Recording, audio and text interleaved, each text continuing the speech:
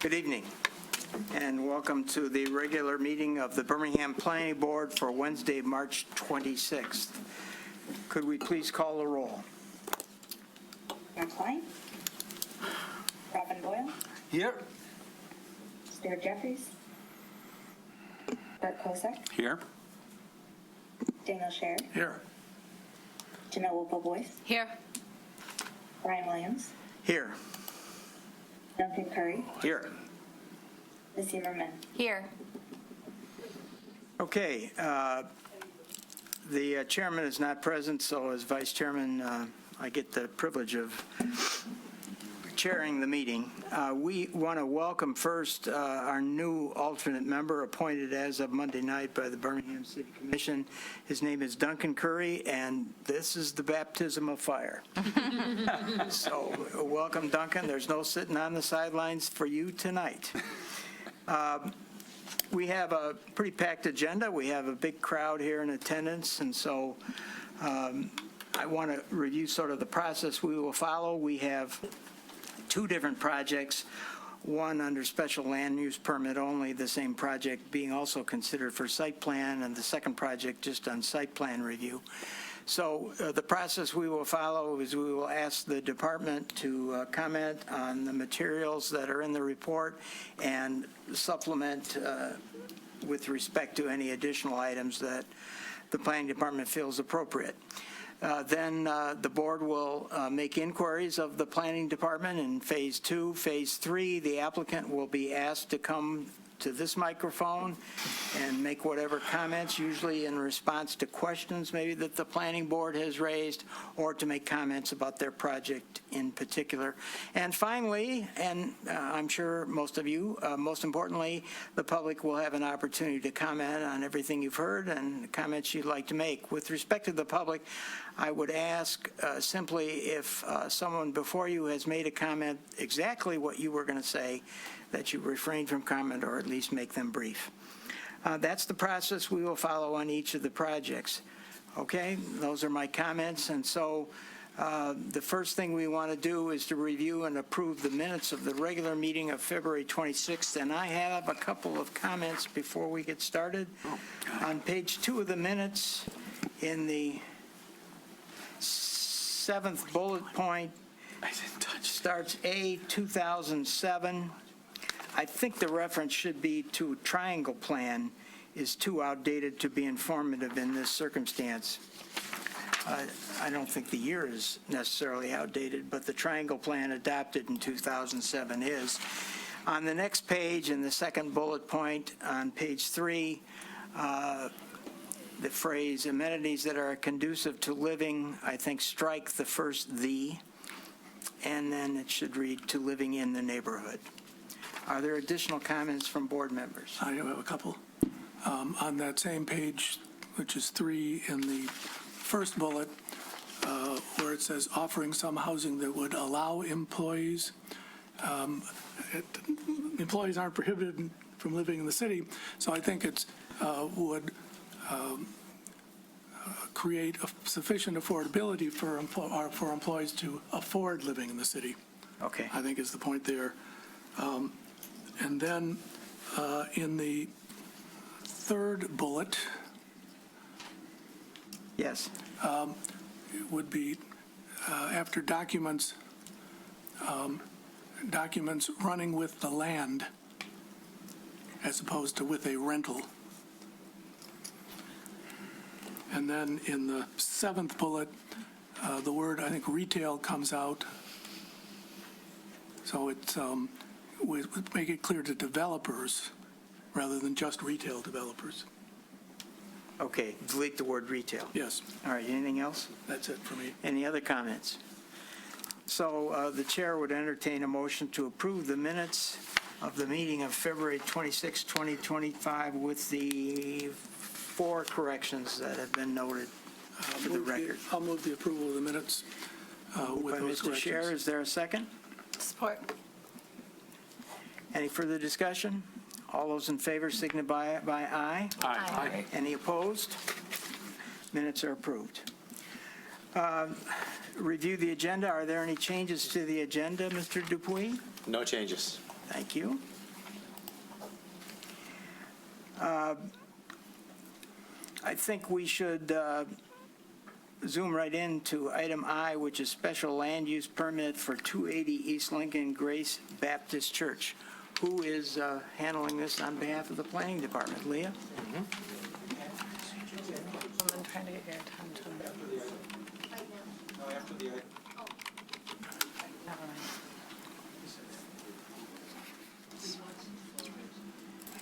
That's a good question. All right. Welcome, everyone. So I'm going to give you just the staff report rundown of the project for 280 East Lincoln, which is the Grace Baptist Church. It's a special land use permit, final site plan, and design review. The site is located in the R2 Single Family Zoning District on the south side of Lincoln between Cedar and Edgewood. Grace Baptist Church has been there on the site since 1957 and has been operating under a special land use permit since 1987. Some history pertinent to today's case is that in 2007, they did have an application for a SLUP amendment with a request to demolish 3 residential homes and expand their parking lot. And so they received, at the Board of Zoning Appeals at that time, requested dimensional variances for a proposed wood fence screening and a setback variance for the parking facility to extend into the required front setback. And then that was, they received approval for that amendment from the City Commission in November of 2007, and so that was constructed. At this time, the applicant has submitted a special land use permit amendment, final site plan and design review application to renovate their church. So the proposed alterations include removal of 2,650 square feet of existing building to construct a 4,180 square foot addition, along with alteration of portions of the parking lot, walkways, and landscaping. So the part to be removed is the older part of the church on the northwest corner there. So some other things that are probably relevant to tonight's discussion. Excuse me, Leah, the removal is along Lincoln? I think it's Edgewood and Lincoln. So yeah. This part. Okay. So a couple of things relevant to the discussion tonight for that proposed addition is that the site plan proposes to build the addition fully up to the current closest setback portion of the building front. And it also proposes an exterior stairwell on the east side of the building that would encroach into the required side yard setback. So for that, the applicant will be required to meet the 10-foot side yard setback or receive a variance from the Board of Zoning Appeals for that exterior stairwell. So then as far as the parking lot screening, they are proposing, as I said, changes to the parking facilities as a part of this SLUP amendment. However, they're not proposing any changes to any of the parking lot screening. So the changes that they're proposing to the parking lot amount to a full restriping of the north half of the parking lot and resurfacing, and a small amount of spaces will be lost due to the restriping, reconfiguration of ADA spaces, pedestrian pathway, and the building footprint of the addition. The overall footprint of the parking lot is not changing, and the existing parking lot screening will remain, as I said. And so the screening they have in existence is it's screened on the north and the east side with capped masonry per the ordinance, and then the west and south sides, the capped masonry is on the sides facing the public streets. On the west and south sides, which are bordering residential, the lot is screened with wood privacy fencing, which, as I said, they received a variance on July 10th, 2007, and that runs with the land. So that's already covered. So let me stop you right there. So in terms of the footprint, the overall footprint of the parking lot, that has not changed, Yes, correct. remains as is. Yep, so the changes to the parking lot are just in this section. Okay, They're going to be restriping and resurfacing. okay, thank you. Can I ask a quick question about what you just said? Sorry. Where is the masonry screen wall on the north side of the property that you're referring to? Right here. Oh, that little bit. Yeah. Okay, thank you. So then as far as landscaping, let's get to that page. So as far as landscaping, they are proposing some changes to the landscaping on the site as part of this site plan review. None of the proposed plants appear on the prohibited species list. And actually, the landscape standards section of the zoning ordinance does not apply to the R2 zoning district. So I did list those standards in the landscape section of the packet, and it looks like they are making an attempt to meet that, but technically, they're not held to that standard because they're in the R2 district. So I just put a note about what the standards are, what they're doing. The site plans that they submitted include a landscape plan with 6 interior landscaping areas around the parking lot that comprise over 5% of the total parking lot area, which is what the ordinance states for the sections for the districts it applies to. And they're proposing 7 trees within the interior landscaping areas, 4 hackberry and 3 Japanese tree lilacs. And so I just included a note there that the planning board may wish to recommend that the site plan be required to meet some or all of the parking lot landscaping standards. You may want to add that as a condition of approval of the SLUP. They have presented, as I said, landscaping. It's not required. Same sort of deal for the streetscape. There are street trees proposed to this, proposed for the streetscape as part of the site plan that you're reviewing. So they'll be required, obviously, to comply with all the requests of city departments. And there was some notes from forestry at DPS about what they'd prefer to see. So should they do street trees, they'll be required to oblige what DPS has asked for. But again, just as with the landscaping, street trees are not required in the R2 zone. However, they're proposing them, and the planning board may wish to recommend that they be included as a condition of the SLUP amendment. So that was the main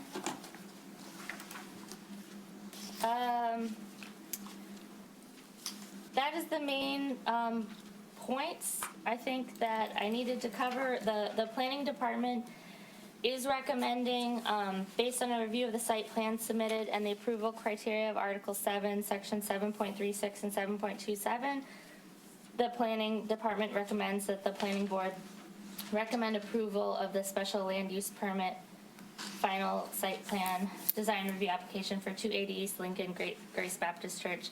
And then subject to the following conditions. I listed 5 conditions for you.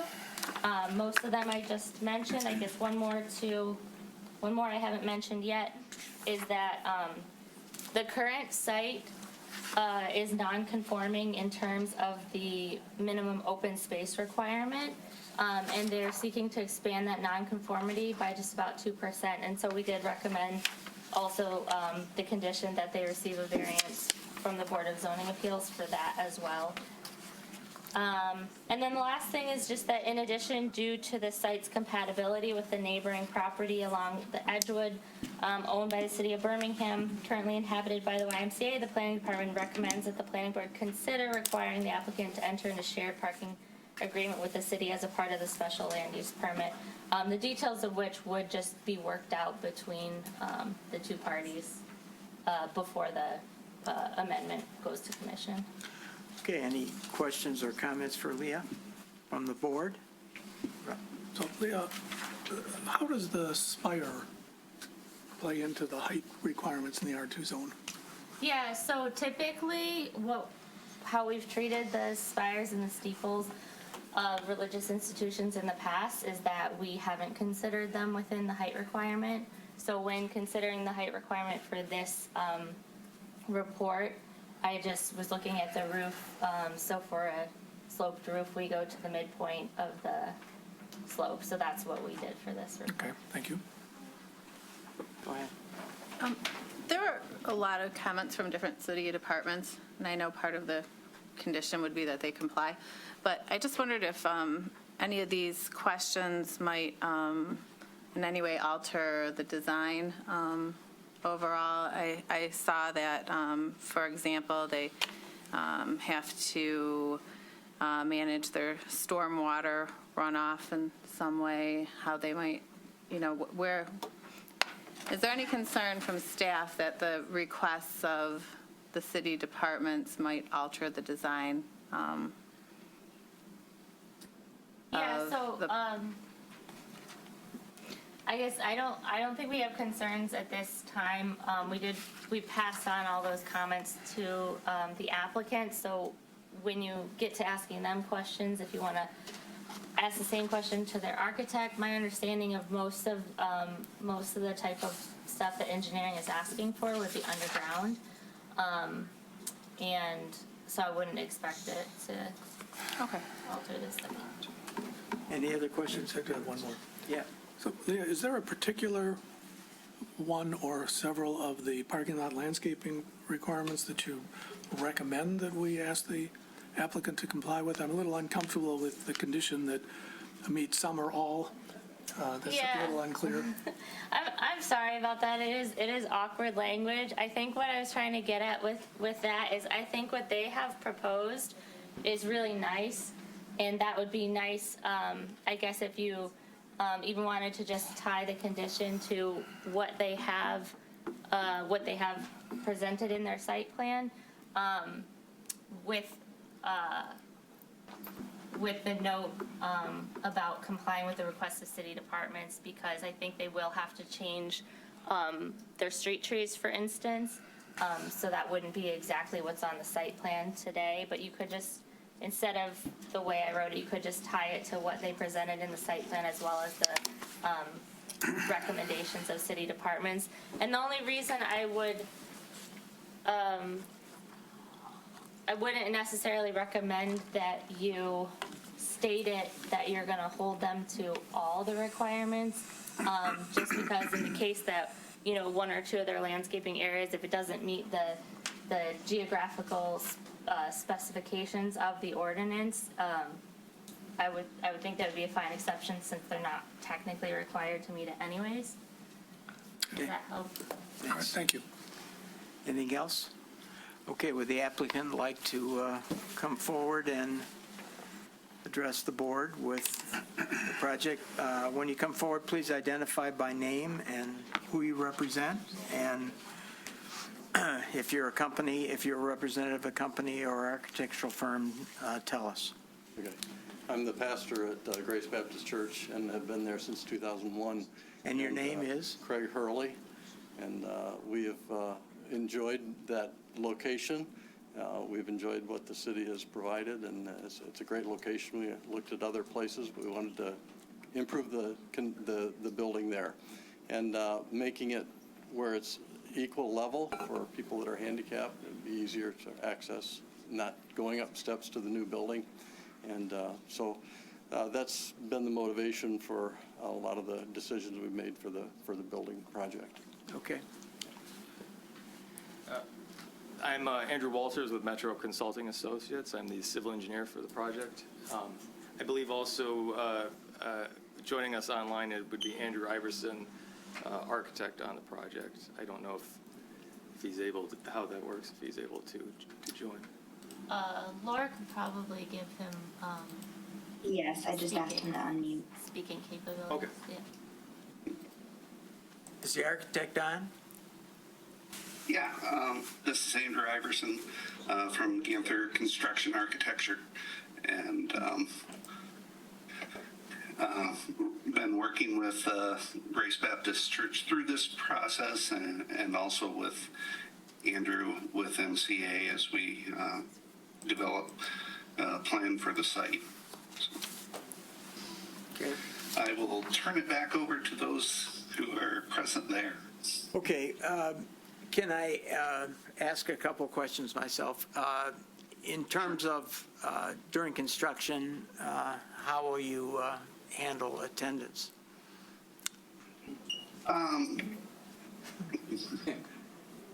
I think that's a question for the pastor. Okay.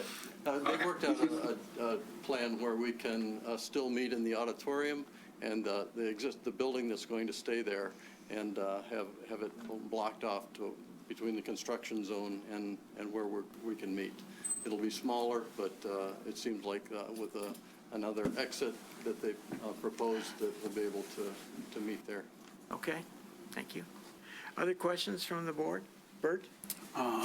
So my only concern is, and I wish I had my two civil engineer colleagues up here, but one decided to go join the commission and the other one's on vacation, I guess. But in any case, so a bit of a pet peeve of mine, because I'm probably always late, is if I can guess how this current site plan came about as it exists. There was probably a house at one point that was purchased and you built a parking lot. Actually, the construction that we're talking about demolishing and then rebuilding came from a downtown area. The church was moved on wheels.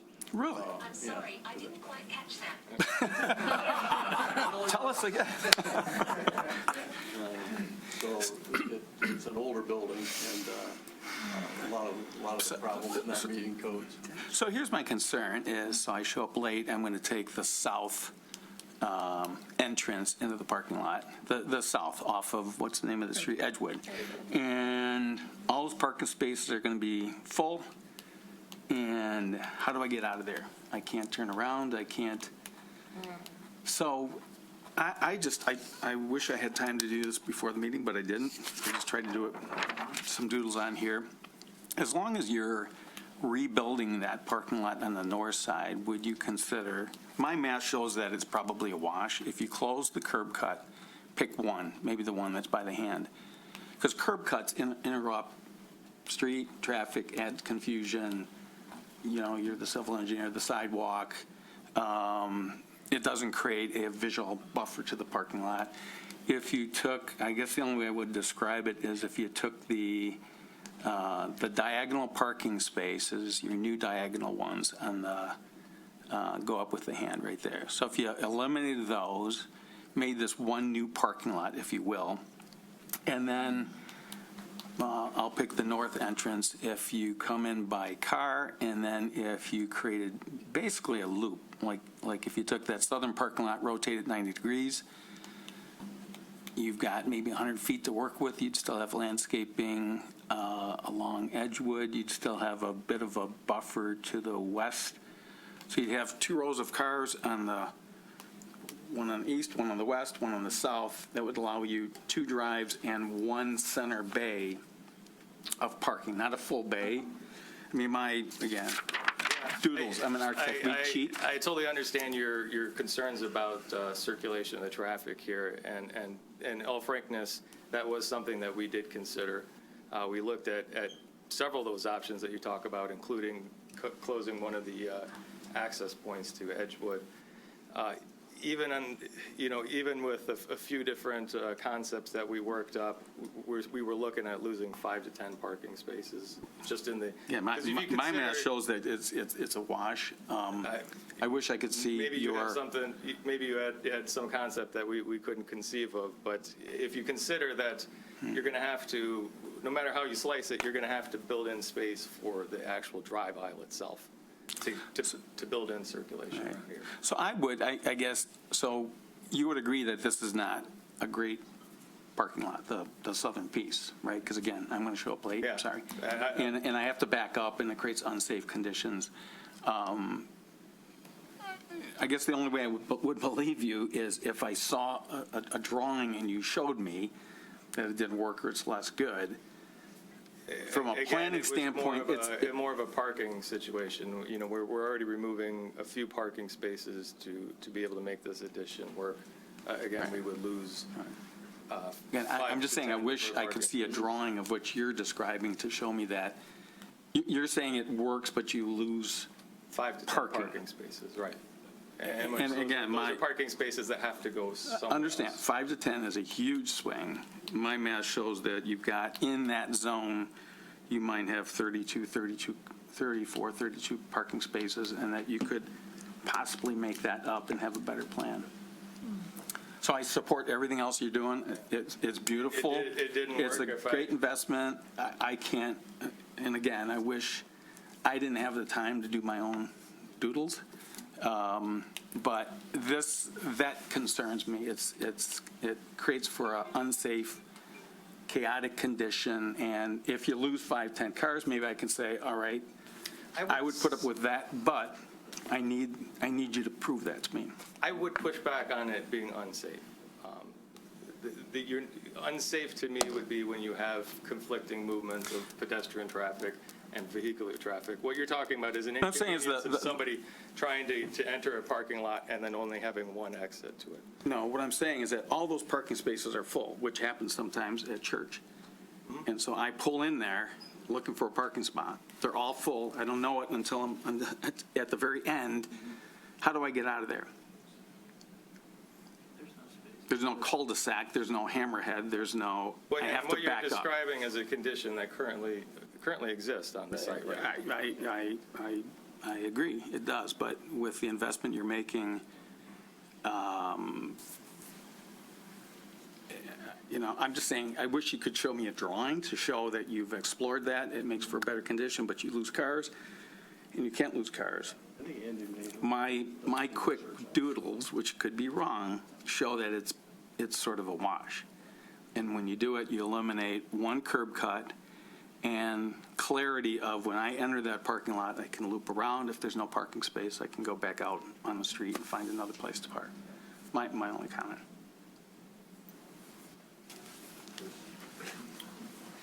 I'm Chris Clement. I'm a member of Grace Baptist Church, and normally when we have those circumstances that you're talking about, our funerals, and we've had a few in the last month, there's always somebody out there to signal people when the parking lot's full. And so we handle it that way. The way that you're asking us to go up and about, we currently, right outside the back where you see those dark lines, that's where the drop-off point's going to be for people to get dropped off. The elevator's relatively close by in the inside, so the access point to the church is there. To have them to come out of the second parking lot up into the first parking lot would really cause us some heartache, and we've gone through that with the architect several times. So the one parking lot right behind the church is one way. You come in one way, and you exit out onto Lincoln. The other parking lot, you back up, you pull out, you go back out onto Edgewood. Does that clear up anything? Not for me, and I know that part of the notes that Okay. you're exploring, or the city's exploring, some joint parking agreement with the community center but project. So it's yeah, not that's- just church people that might be, That's true, but Parking there. we're not at that agreement yet. Understand. We're not building this for that agreement. right. So I would just, if you had a drawing that showed me that it's a less, because I don't think it's a money thing. I would also point out that currently there is a unit paver raised unit paver walkway between the two parking lots. That's the pedestrian connection between the two. As part of this plan, we are closing the gap that's between the two parking lots, so they're physically connected. The walkway between the two, you see there is a striped off space. It's a full car width. So that's not a usable parking space. But in the case of emergency, if somebody did need to turn around and back up, they could do it in that space. There's no turnaround, that's so I've said my point. I'd like to just see it before I would approve something like this. Okay, Robin? Yeah, a couple of points. As far as I can understand it, there are 266 seats available today. Will that change with what we're hearing about tonight? The auditorium? No, sir. You have to come to the microphone. No, sir. The only part where the auditorium is staying the same, we're not affecting that part at all. Right, thank you. That's the first point. Second point is, and this is perhaps just me, but I found the plans really difficult to understand because all we seem to see on the plans were changes to the parking lot, whereas the reality is you're building a new building, correct? Yes. Which is going to be used for? The internal footprint is in the. Speak to the mic, please. They can't hear you unless you... Sorry. The internal footprint is on that plan. So we have classrooms downstairs, offices downstairs in the new proposed building. Upstairs will be a large fellowship hall where the round tables are. Yeah. And kitchen, a food prep area, as well as a nursery, and then extra restroom facilities that we've been in great need of. Okay, so this is something that you've been wishing to have. You're not adding other activities. This is That's right. an improvement because you're almost doubling your Yes. square footage Yes. in that particular part of the Yes, when we have plan. a fellowship meal, we're pushing it at 100 right now. Okay. And we've had as many as 150 for those. Great, good answers. My third question, I think, has already been discussed, but could we just clarify exactly what it is that is being discussed regarding shared parking with whatever happens on the Y site? Because I didn't quite hear it correctly.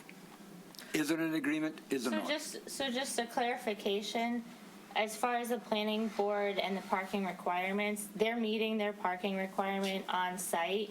So nothing that takes place in a shared agreement with the Y would be going towards meeting their parking requirement. And then the same thing for the Y, being that it's a city building, they're not technically required to meet the standard. So it would be a shared agreement in the sense of the two entities hopefully coming to an agreement about the patrons of each being able to utilize both at different times that are, what's the word, that works well for both. Symbiotic for both parties, on Sunday when church is in full swing and the Y has less programming, that lot would be available versus like other days of the week when the Y has more going on at night and they have less. So I'm not sure if that helps clear up your question, but that's why there aren't details specific to a shared agreement for the site plan, because it's not meeting a requirement for either entity for So the site plan. let me offer my comment is I think the language, first of all, that as to the special land use permit, our role here is a recommending role to the city commission. There is a provision in suggested number 5 that the applicant must enter into a shared parking agreement. I think that language should be changed to basically say that the applicant must enter into negotiations with the city with respect to a shared parking agreement. I don't want our approval or disapproval to be dependent on an agreement which we have no control over. So I would simply say, change the language into, but I think we can say and recommend that they entered into negotiations with respect to a shared parking agreement with the city of Birmingham, if that's acceptable. We've had a good relationship with the YMCA in the past. We've not parked in the YMCA a lot, but the city lot is right behind it. Yeah. And so a lot of our people will park there and walk over Right. and let the. Well, that's going to change. Close, yeah. So I'd just be more comfortable with a language change that they'll enter into negotiations. Okay? Anything else? Any other questions by anybody? Okay, thank you very much. I would just like to add one. Early on, there was a question about whether any of the review comments by staff, we on the design team saw that as something that would change the site plan or affect the approval here. In my opinion, it does not. And I think one of the comments made, stormwater management, for instance, we will either try to put that in a rain garden in one of the green spaces that already exists on the site, or if we can't do that, we will put that underground. Okay, thank you. Okay, now to the public. Anybody from the public wish to comment on either the special land use permit or site plan and design review for 280 East Lincoln? If there is somebody in the public that wishes to comment on that, please come forward now to one of the microphones. Is there anybody online that wishes to speak? And I don't have control over that, so I'll ask Laura.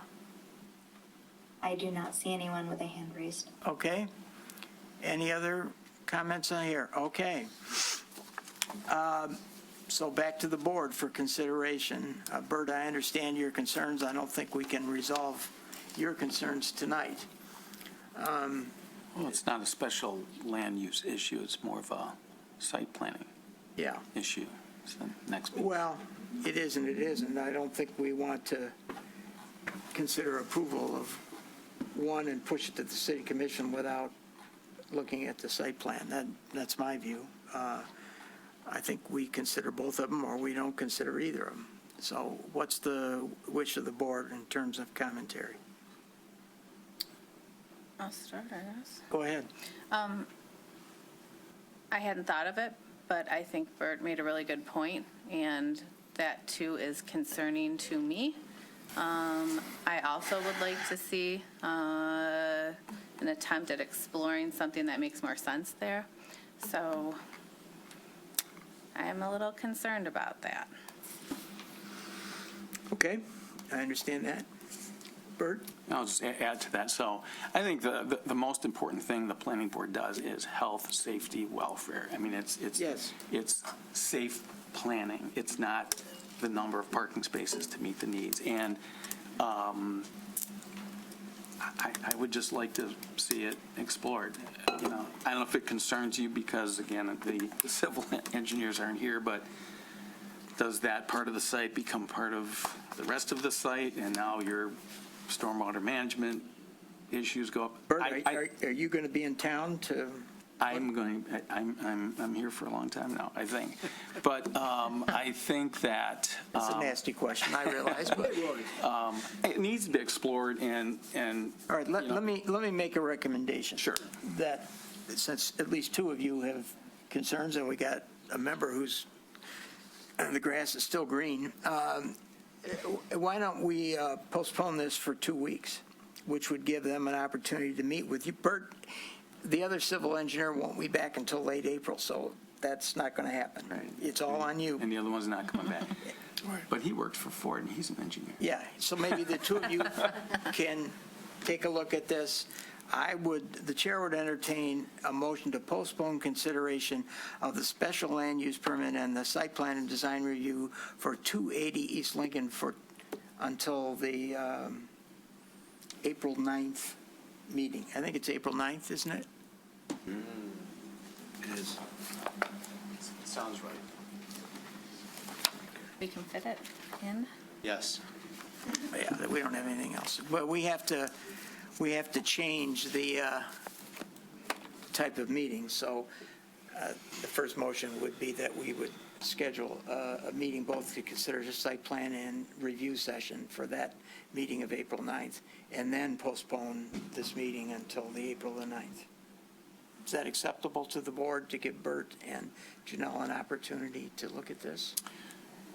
Can I add to that? So I think, Nick, I mean, you guys understand at least my point and Janelle's point, right? So I would say just work with staff in the engineering department and come back and show us a drawing of how it could work or doesn't work, or, you know, this is just me and not the Board of Zoning Appeals. If you were short a car or two and it made for better planning and there's the opportunity to have street parking or city parking, other things to mitigate the thing. But if this was a new development, it would never look like this. And it looks sort of piecemealed and left over. And and I love the project, by the way. It's a significant, you're touching at least 50% of that site to make this all happen. And so I'm just saying, try to integrate All right. the rest of it. So let's postpone for 2 weeks. Staff, I would simply say, if you're going to look at it, at least check with Bert. I want to put some burden on Bert. So I think the chair would first entertain a motion to amend or change the purpose of the April 9th meeting to cover both study session and also site plans. I'll move that we amend the rules of procedure to designate the April 9th, 2025 meeting as a hybrid meeting to consider both site plans and Study session. study sessions. All right, is there a second to the motion? Second. Robin Boyle is the second. Any discussion by the board? To the public on the motion? Back to the board. All those in favor signify by saying aye. Aye. Any opposed? Motion passes. Now the board would consider a motion to postpone consideration of the special land use permit and site plan and design review for 280 East Lincoln to April 9, 2025. Is there a motion?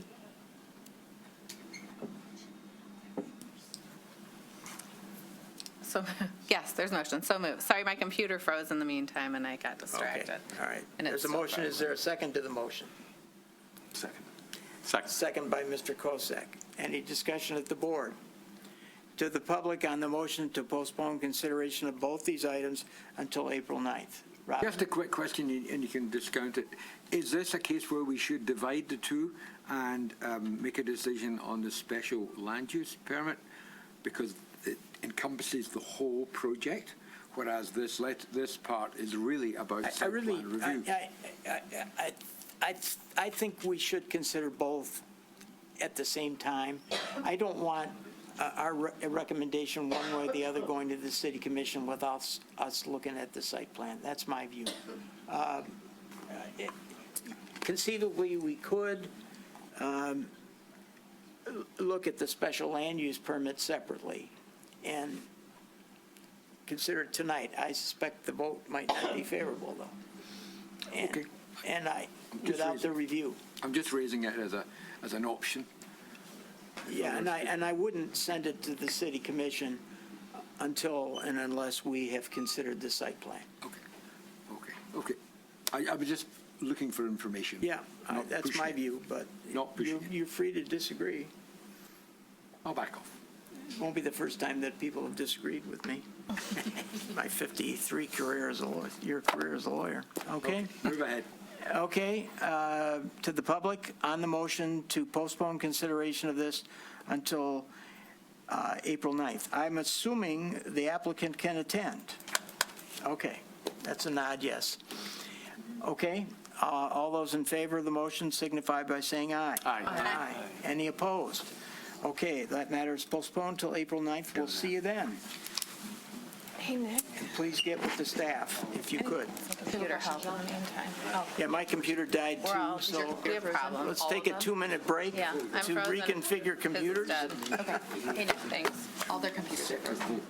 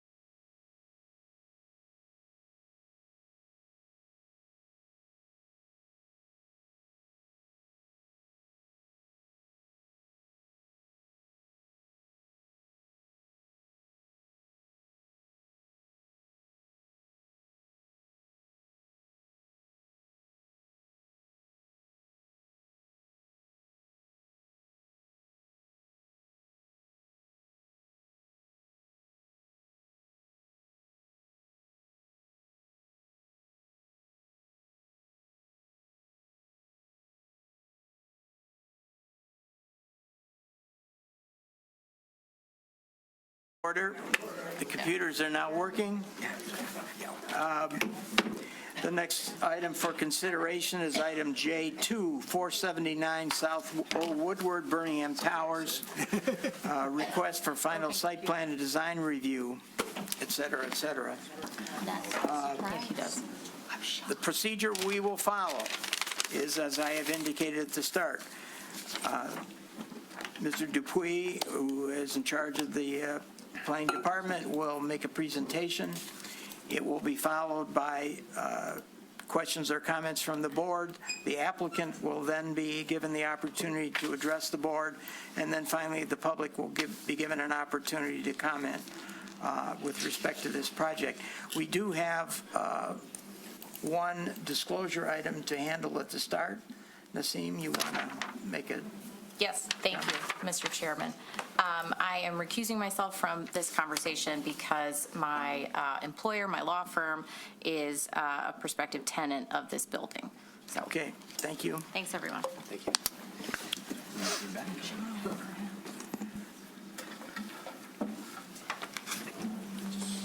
And thank you for disclosing. Okay, 479 South Old Woodward. Nick, go ahead. All right, thanks very much. Just to restate, I'll be outlining for you a final site plan and design review application for 479 South Old Woodward. At the start, I'll do a quick summary because half of this report is parking, and that's what we're here for.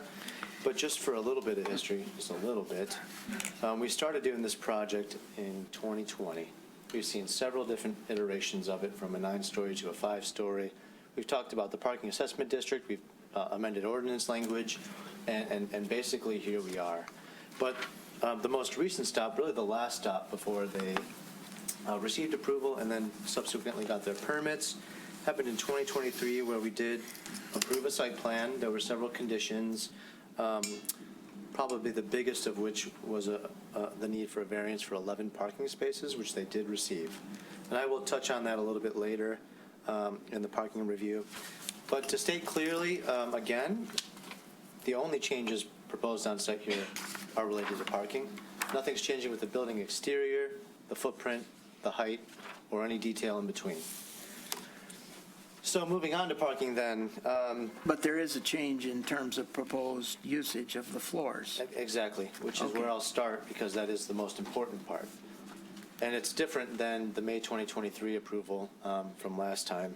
As we all know, parking requirements are considered based on use. So the applicant wanted to change the use of the 4th floor, which was originally approved as residential, which will now be, well, it was proposed to be commercial.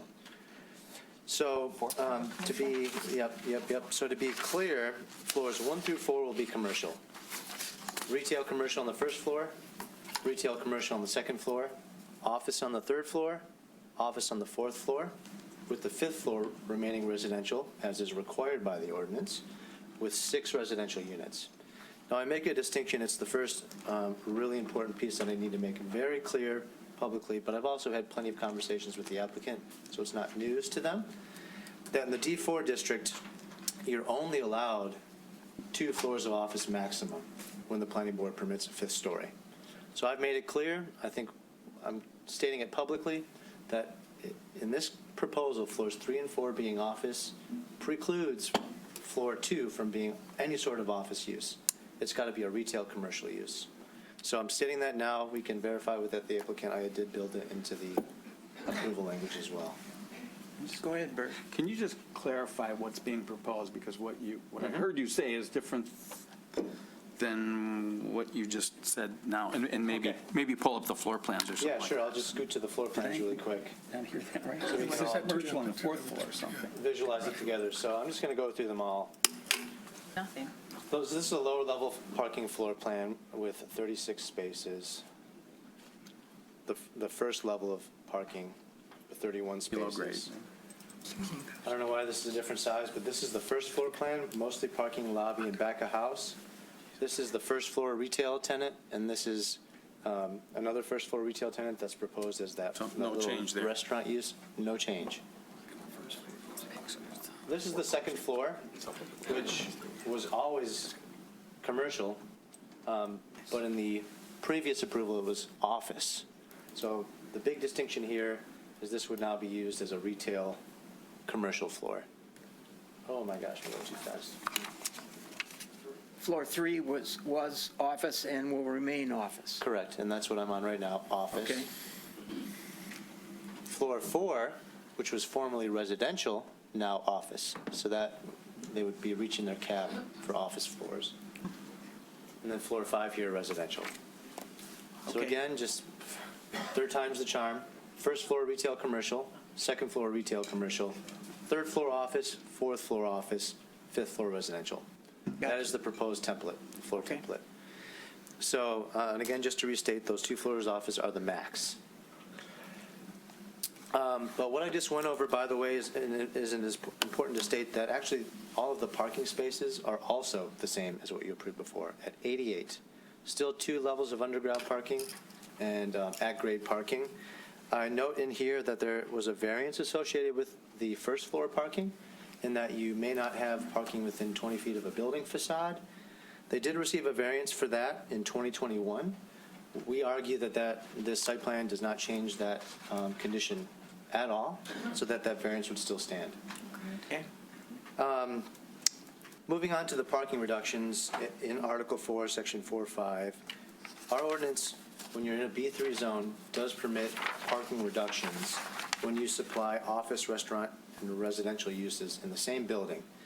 That reduction, might as well just read it for the record, where there is combined within a single building an office use, a residential use, and a commercial use, up to 40% of the parking supplied to meet the requirement for office use may also be used to meet the requirement for residential use, and up to 30% of the remaining parking requirement for office use may be used to meet the requirement for the commercial restaurant. It's a very long sentence. I did break it down numerically in the table that I provided to you. And the table is in the materials. The table is in the materials. You want to pull and the table up now on the, I'll go back to that. yeah. So just to Blow be it up clear, so people can read it. this is the table for the new development at 479. There's an additional table, which I'll go over shortly. So I measured just about almost 21,000 of retail commercial, again, first and second floors. The lobby is just an other commercial, only requires 1 space. 2 floors of office for 106. The restaurants, just over 1,000 for 14. And between the residential units, total 7.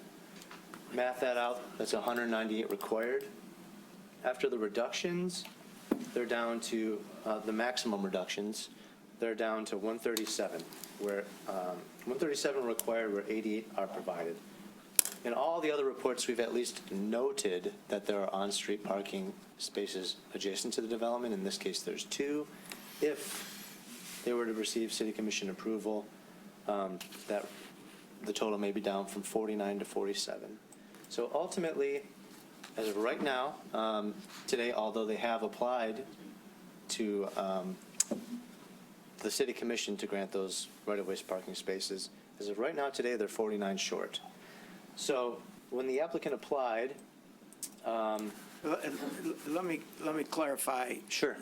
On the residential, you say 1 per 2 or less rooms. You don't use the phrase bedrooms. We do not use the phrase bedrooms. Okay, so it's rooms under It's the rooms. under the ordinance. And that's historically how we've always done it. Okay, thank you. Yes.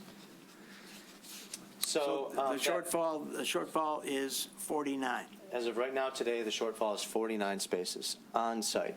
Okay? So it's worth noting, I mentioned the variance from 2023 of 11 parking spaces. Because the entire condition of parking on site is changing, we're arguing that variance, which was tied to the plans, is gone, should this proposal move forward. So those 11 spaces are not factored in, are no longer factored in here, which is why you didn't see it in the... I'll finish up my report shortly, and we can do public comment. It's not a comment, it's a question. You aren't allowed to question now. Yep. I said, you comment at the end when the rest of the public talks. And we'd be happy to answer that at that time. Okay? Yep. Just So hold your question until All then. that being said, the applicant came in with the purpose of taking advantage of one of the provisions in the parking section 445G3, methods of providing off-street parking, by taking advantage or hoping to take advantage of the collective provisions of required off-street parking for the subject site, 479, and the site to the north, the Birmingham Place at 411 South Old Woodward. It requires that, for this to work, the requirement is that the Birmingham Place have excess parking to share. This particular section of the ordinance relies on there being excess based on current zoning requirements. So I also provided you a table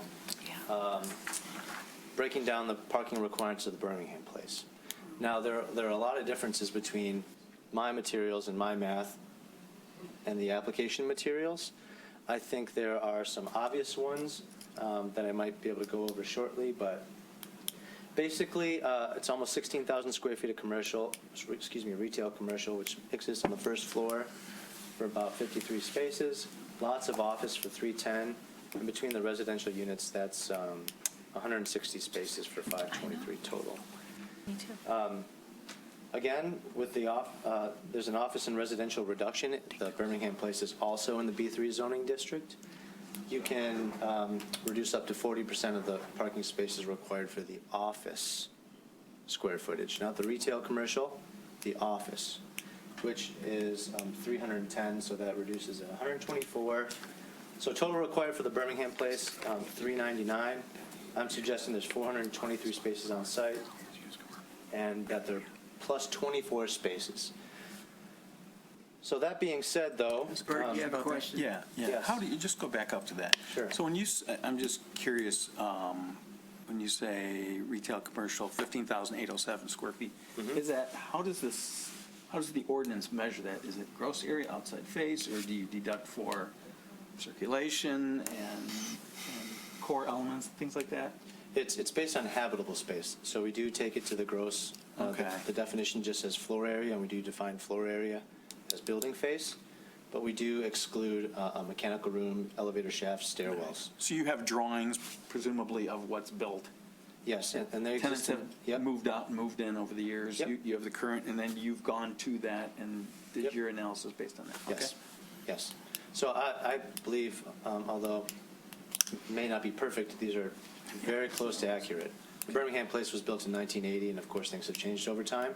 And I am working to confirm these and get these numbers as tight as can be. I believe they're pretty tight, but. All right, so let me ask a question. The applicant has submitted materials showing increased availability at 411 and a calculation which I think uses the phrase bedrooms as opposed to rooms, and thus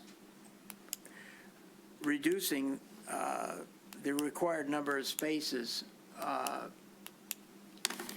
think basically for two-bedroom. And my point is that the ordinance deals with rooms, not bedrooms, correct? That's correct. And although there is a nexus here between the unit required parking that I'm suggesting and the unit required parking that was submitted as a part of the application, that difference is actually quite small. It's a handful, maybe 4 to 8 spaces. Okay. It all counts, but smaller than you'd think with the differences. The major difference that I'm arguing is that in the reduction, when they applied the 40% reduction, I think that too many spaces were used, or too much square footage was used. I'm suggesting that you cannot use the retail commercial space in that reduction, because the ordinance clearly states that's the office area, not the retail area. And in that particular area, especially along Old Woodward, I guess I should rephrase, only along Old Woodward, that's in the retail frontage boundary, and those spaces are required to be retail. Can you move the hand? Oh, of course, forgive me. So that's the difference there, and I think that's where the biggest chunk comes in. So our difference of about 20 spaces, I think, is based on the math for the reduction, plus a few with the residential differences. Yeah, okay, thank you.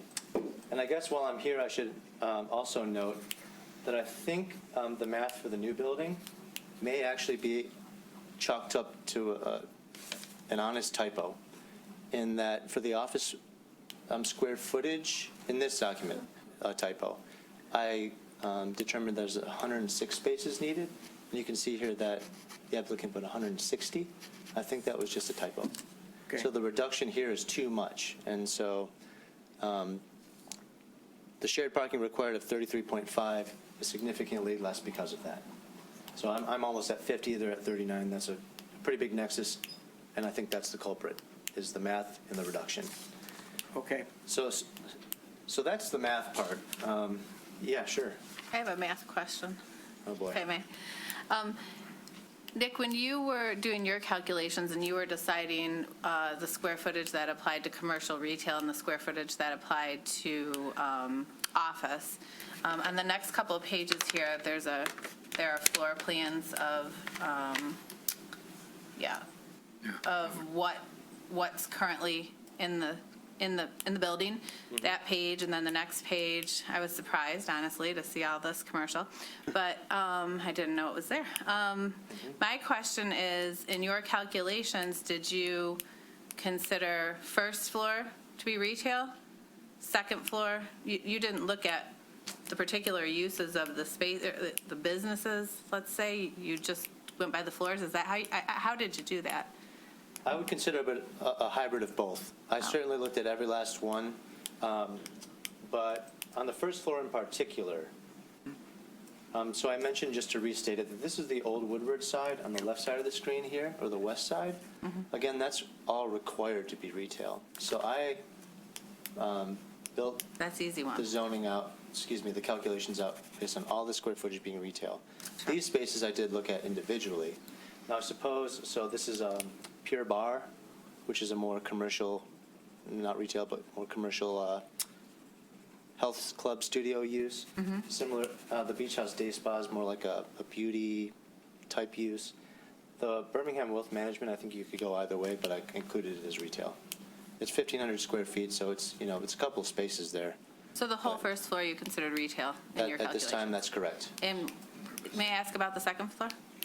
All the other floors, office. Good, okay, thank you. Yes. Thanks. Okay, keep Okay, going. so that's the math. That makes sense. It took me longer than I care to admit to do all that math, but it's, Took us longer to read it. I than did use a care to calculator. admit. Yeah. So, back to the, what I would suggest was the applicant's main goal or hope was that there'd be enough excess to handle that, the deficiency at 479, and I'm suggesting there's not. So, moving forward, just to note for the record, I did mention an ordinance amendment throughout this whole process, which, if you recall, the applicant successfully petitioned to change the zoning ordinance to permit D4 zone properties that are outside of the former parking assessment district to have the opportunity to seek a special land use permit for the purposes of waiving all or some of the deficient parking. They are not currently seeking that right now. They actually never have been approved for a special land use permit for that, but it does exist, and I should at least make sure you know it's an option, you and the public. So ultimately, they can do one of four things. To restate, 479 is short 49 spaces. I'm arguing there's only 24 excess at the Birmingham place, which you could permit them to, by the collective provisions, use those towards the required parking for the article, the zoning ordinance article that I quoted in the ordinance. But there's the problem of the 25. What do you do with the 25? Should you go that route? So no matter which way you shake it, and there's the obvious version, which is to revise the site plans and provide all 137 on site. There is that special land use permit waiver that they could seek. There is, they could apply for a variance. Again, I noted that they were successful for 11 2 years ago. This is almost double. I'm unsure of how that would go, but it's a path. And lastly, in order to reduce the ask, they could request that the City Commission permit the applicant to count the 17 parking spaces that are around both sites. I understand, of course, he owns 479 South Old Woodward, but there's some ownership interest in the Birmingham place as well. Between the two sites, there's 17 off-street parking spaces. Should, and that was applied for, by the way, that's what I mentioned earlier, to petition those. Should the City Commission grant those, the ask would be down to 8. So still 8 deficient, still needing to revise the site plans, do a SLUP, or get a All variance. right, I have a question. Is there any indication at the present time, any documentation that the department has seen with respect to the willingness of 411 to enter into an agreement with the applicant? I do not have anything on paper. Okay. And I'm suggesting in my language, I hope you saw that we do get something on paper, if that's even something you're willing to consider, and sooner than later. Okay. I made some notes. Let's make sure we've covered all of them. So we've clarified that in terms of calculations, that the ordinance defines parking requirements for residential on the basis of rooms, not bedrooms.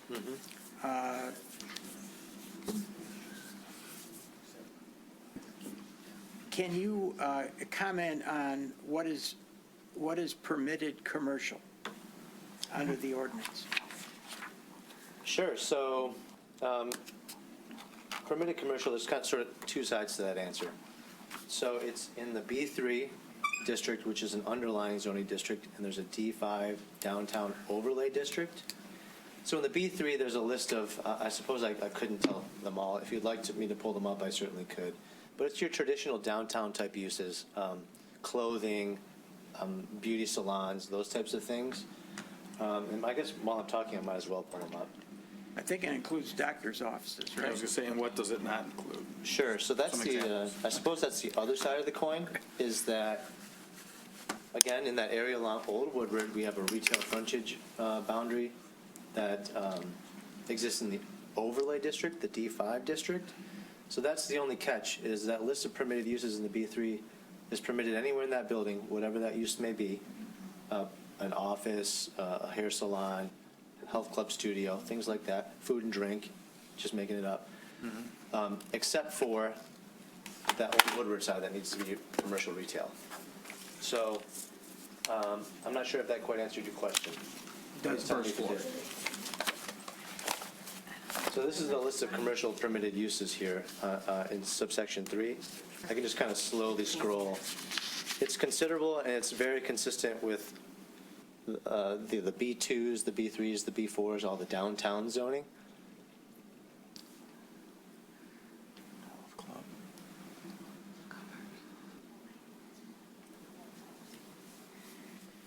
Did that answer your question, Mr. Williams? You go back to the list again. So any of these would be permitted on the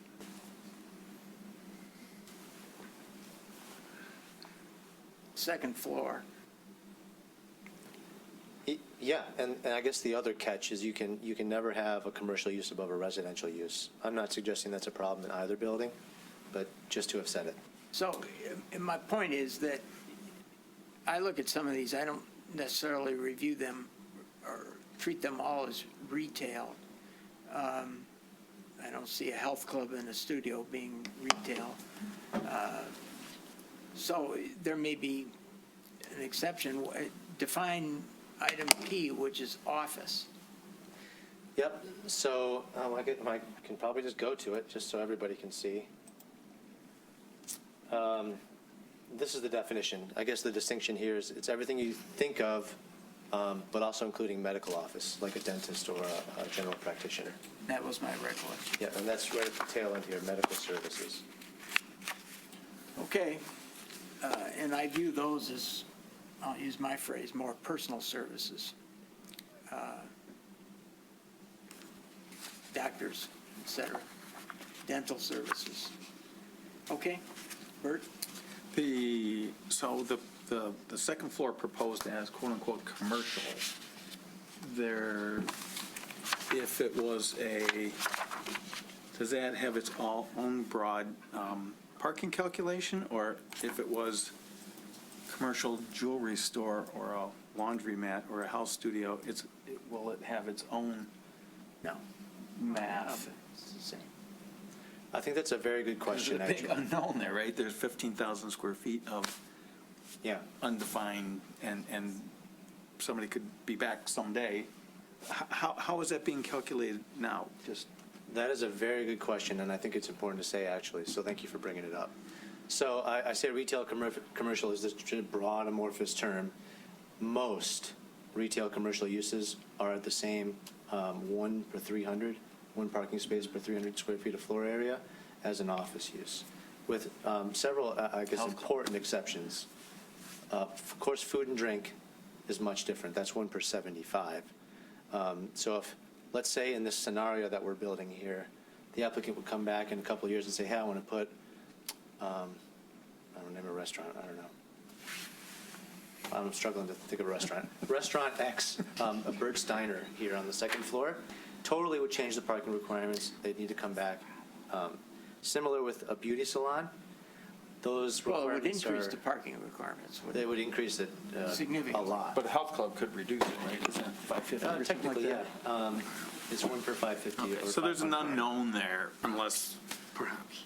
There's an unknown unless we tie the special. Right, but tenants come and go. land use problem, but we're not dealing with a special land use. Yeah, and just for some clarity on that, we have control over tenants through the certificate of occupancy process. So let's just say, using very general, a shoe store moves in at the 1 per 300, and then they move out, and then a clothes store moves in right after. We would see both of those. We would vet them through the planning department and the building department, ensure that those parking requirements vibe with what's approved, and then we'll work from there. If we saw alternatively it was a shoe store and then it came in and they wanted to put a restaurant in there, we would catch it, we would deny it, and we'd either be back here or they would change their approach. Okay. Any other questions? Robin? Yeah, this may be taking us down a rabbit hole, but I'm looking at Birmingham Place, floors 3 and 4. These are, the colored maps we have are what you are talking about to us as commercial, correct? I'm considering these as office. Office. So like yes, but. For anyone in the audience who may have listened to Mayor Duggan's presentation on the state of the city last night in Detroit, he explained why he supported the demolition of the Rent-Sen. And for those who didn't hear it, his argument about the Rent-Sen was because the properties, while still under the ownership of General Motors or any other company, were vacant. And he said, we don't need this land. And then he asked his staff to go out to the suburbs and found 16 million square feet of office space in the metro area vacant. And then he sent his staff to Chicago and found 50 million square feet of office space. The fact that we've got colored maps here, are they occupied? Are people working from home? Now, I know if we have a land use, we have to park it. But that's the 1980s. We're dealing with today. And if there's 93,000 square feet of office space, which is not being used, but they generate all this potential parking, could that not then be used to improve the shared parking agreement with an adjacent building? Now, I see people shaking their heads, but I wonder how much vacancy there actually is on these third and fourth floors of this building. I'm raising it just as an option. So may I need to vet one of the things you said, which will not answer your question, but as a free preview, I would deflect that question. I did go in and I looked through their directory and things, and it seemed to vibe, but I'll deflect. But you did say one important thing, which is the term shared parking agreement.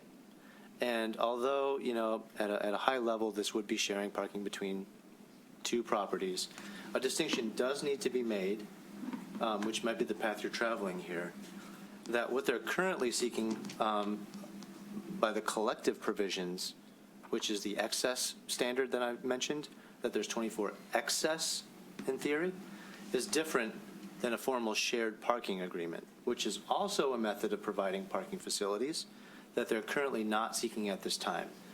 The shared parking, the formal shared parking agreement that you may have been tap dancing around is coupled with a bunch of different burdens of proof. can the uses coexist? Are they compatible? What are the peak hours? Those kinds of things. So although I suppose that option is in the zoning ordinance, and we could consider it if it's brought forward to us, just for everybody in the room, and maybe you all too, they are very different.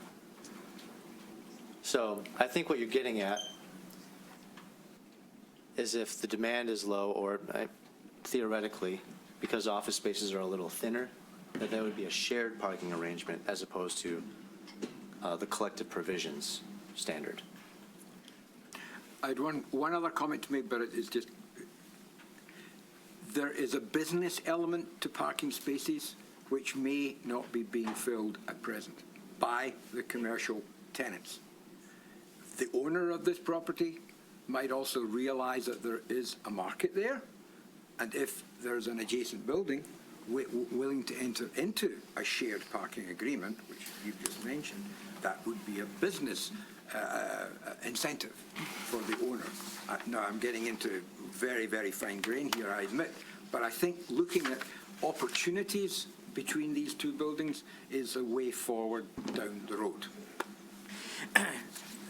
I had a question also, is under the context of the route that they have chosen to take with respect to 411, could they similarly go to 555?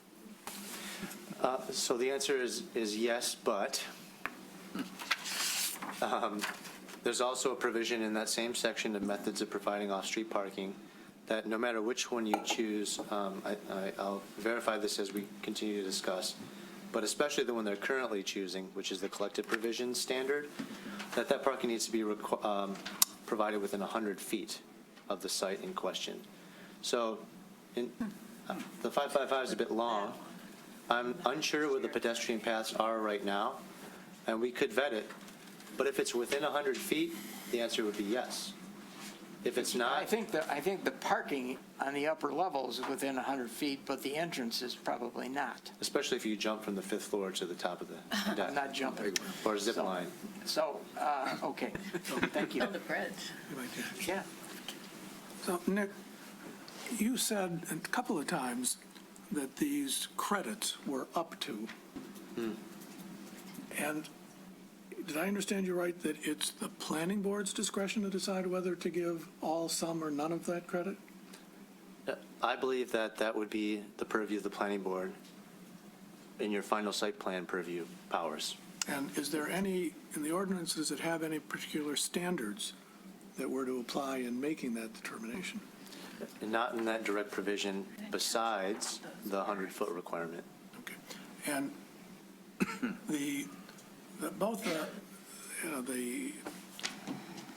to the extent that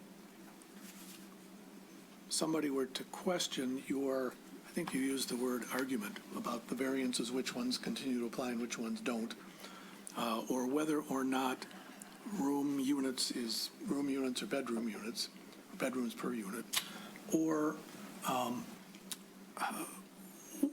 what the 100 feet means in terms of, Brian, I think, put his finger on it, that it may be 100 feet from entryway to entryway, but does that also mean that it's only parking spaces within 100 feet? Who makes that determination under the ordinance? So I have two answers for you.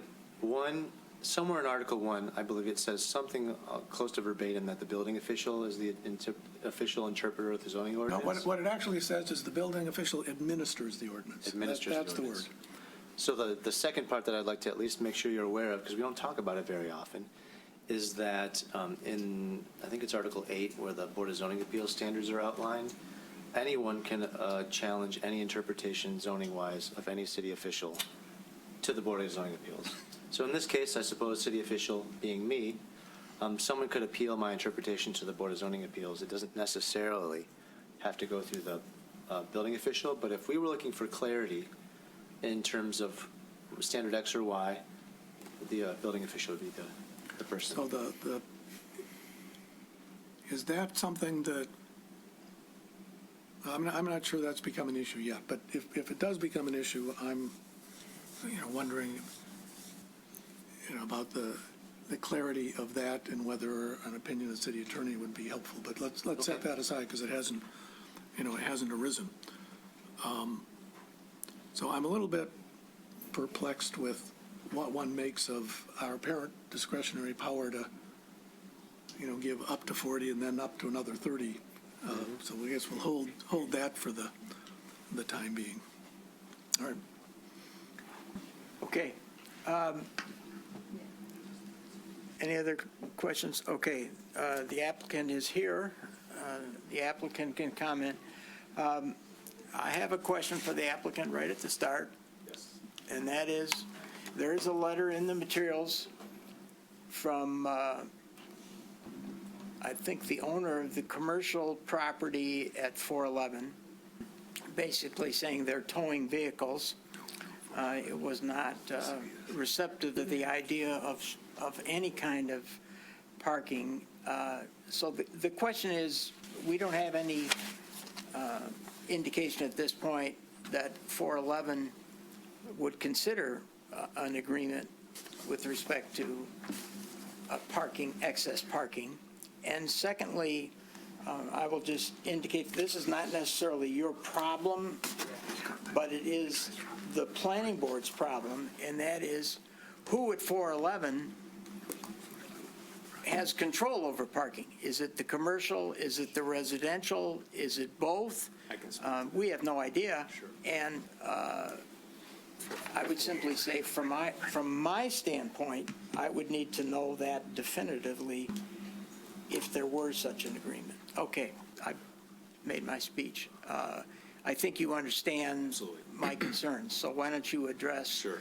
My name first why you're doing this, because we are in the middle of construction, and I can tell you the board has faced decisions like this in the past where we're in the middle of construction and people want to come back for an amended site plan. And so we ask, why are you doing this? Sure. A couple things. Thank you, everybody. My name is Durade Marcus. I've been in front of you folks many times regarding this building. I think we're very familiar with one another, and we're very familiar with this entire process of trying to get this building built. As a preface, I see a lot of residents here, and I just want to touch upon a couple things so that way there's some clarity in the air. We have not, as Nick said, we have not changed the height, we have not changed the look, we have not changed the structure, we have not changed the parking. We have not done any such thing, and we are not here asking for any of those changes. The only thing we are asking for is modification of the 4th floor to office and modification of the 2nd floor to commercial retail. That's the only thing we're asking.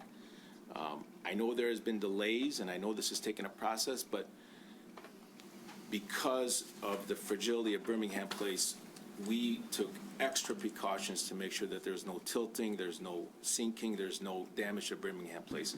We, as a matter of fact, had to wait 1 month at one point to get equipment from Chicago to do some digging underground because we didn't trust the equipment that we had on site locally to dig 150 feet and not affect Birmingham Place. So we had to wait for that equipment from Chicago to get done on a building in Chicago, come to Birmingham, Michigan, in order to secure the safety of Birmingham Place. Birmingham Place today is secure. It has not even moved a millimeter because of the efforts that we've taken to make sure that Birmingham Place and the condos are in a good situation and safe. To speak to your other questions, Birmingham Place, my partners and I are owners of the commercial space at Birmingham Place. That's a condo unit of commercial space. There is additionally 142 individual condo owners that own residences in Birmingham Place. There are 2 boards. There is the residential board, and then there is the master board.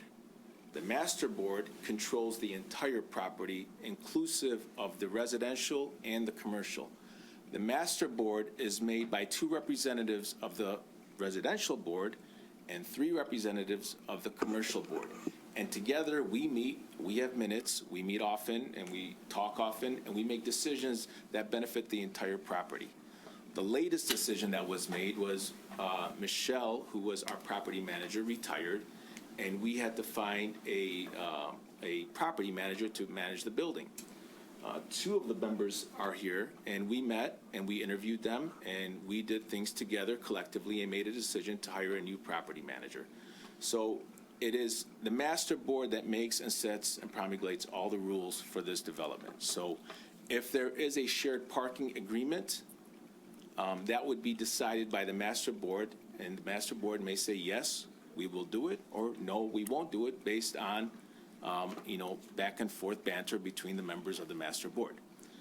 So what I'm here today is, and you mentioned upon this, Mr. Williams, as things develop, as things evolve, things change. Restoration Hardware was under construction, towers up for elevators, and they came back to you folks and said, we've changed our mind. We have a different vision. We want to come back to you. I remember the Daxons sitting here when I was going through approval, I think changing their entire facade or color. So things evolve as you develop and you learn things and you understand things. So as we started to develop, we saw an opportunity, because we were getting phone calls, to create commercial space. So we currently are in negotiations with a furniture retailer that wants to use the first floor as an introductory showroom and utilize the second floor as an extensive showroom. So if you get a furniture store on the second floor, although you have a retail ordinance that says 1 per 300, which would amount to about 58 people, there is no way, I think common sense tells us, that 58 people are going to congregate in a second floor furniture store. That just does not happen. So the ordinance doesn't comport to reality in the sense, but we're stuck with it, and we accept Nick's numbers, and we're okay with that. If you look at our first floor design, Nick, if you don't mind going to that first floor. Yep. We've actually created an elevator path from the retail in the purple area to go to the second floor to access, if we're allowed to do this, obviously. We've already structured this with our steel and with our elevator people, to allow access to the second floor, so that way, if this introductory showroom is there, and you want to go up to the secondary showroom on floor 2, you can access from the elevator and go up there. And I completely agree, and the ordinance is clear. We cannot put certain things in there. And if we do put certain things in there, they have to be blessed or approved by the planning commission and the planner, and we're okay with that. We understand that, and we accept that. We think there's tremendous opportunity in Birmingham with what's going on the southern side to really make this a terrific development. As developers, we want to do what's best for this building, and I think when we do what's best for this building, also turns out to be what's best for this city. We think bringing more commercial, such as I just spoke about, is a better thing than having a congested floor of apartments that piggybacks against these residents. If I can move the offices up, these offices are there only from 9 to 5, and the residents don't have to deal with neighbors and people, right next door to them on top of them. They only have to deal with 6 residents on top on the 5th floor, and that's it. So I've eliminated a number of residents, which I think is a benefit to Birmingham Place residents. So the shared parking agreement that this city has passed is a good thing. You guys passed this because you wanted to spur development in such tight areas so that you can develop more buildings and add more commercial and make this place more lively and make this place more successful.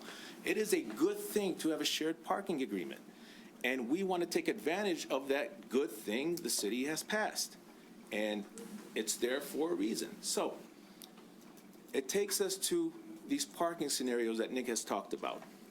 I want to start off by saying there's 142 units of residential. The lowest floor of Birmingham Place is committed to residential parking.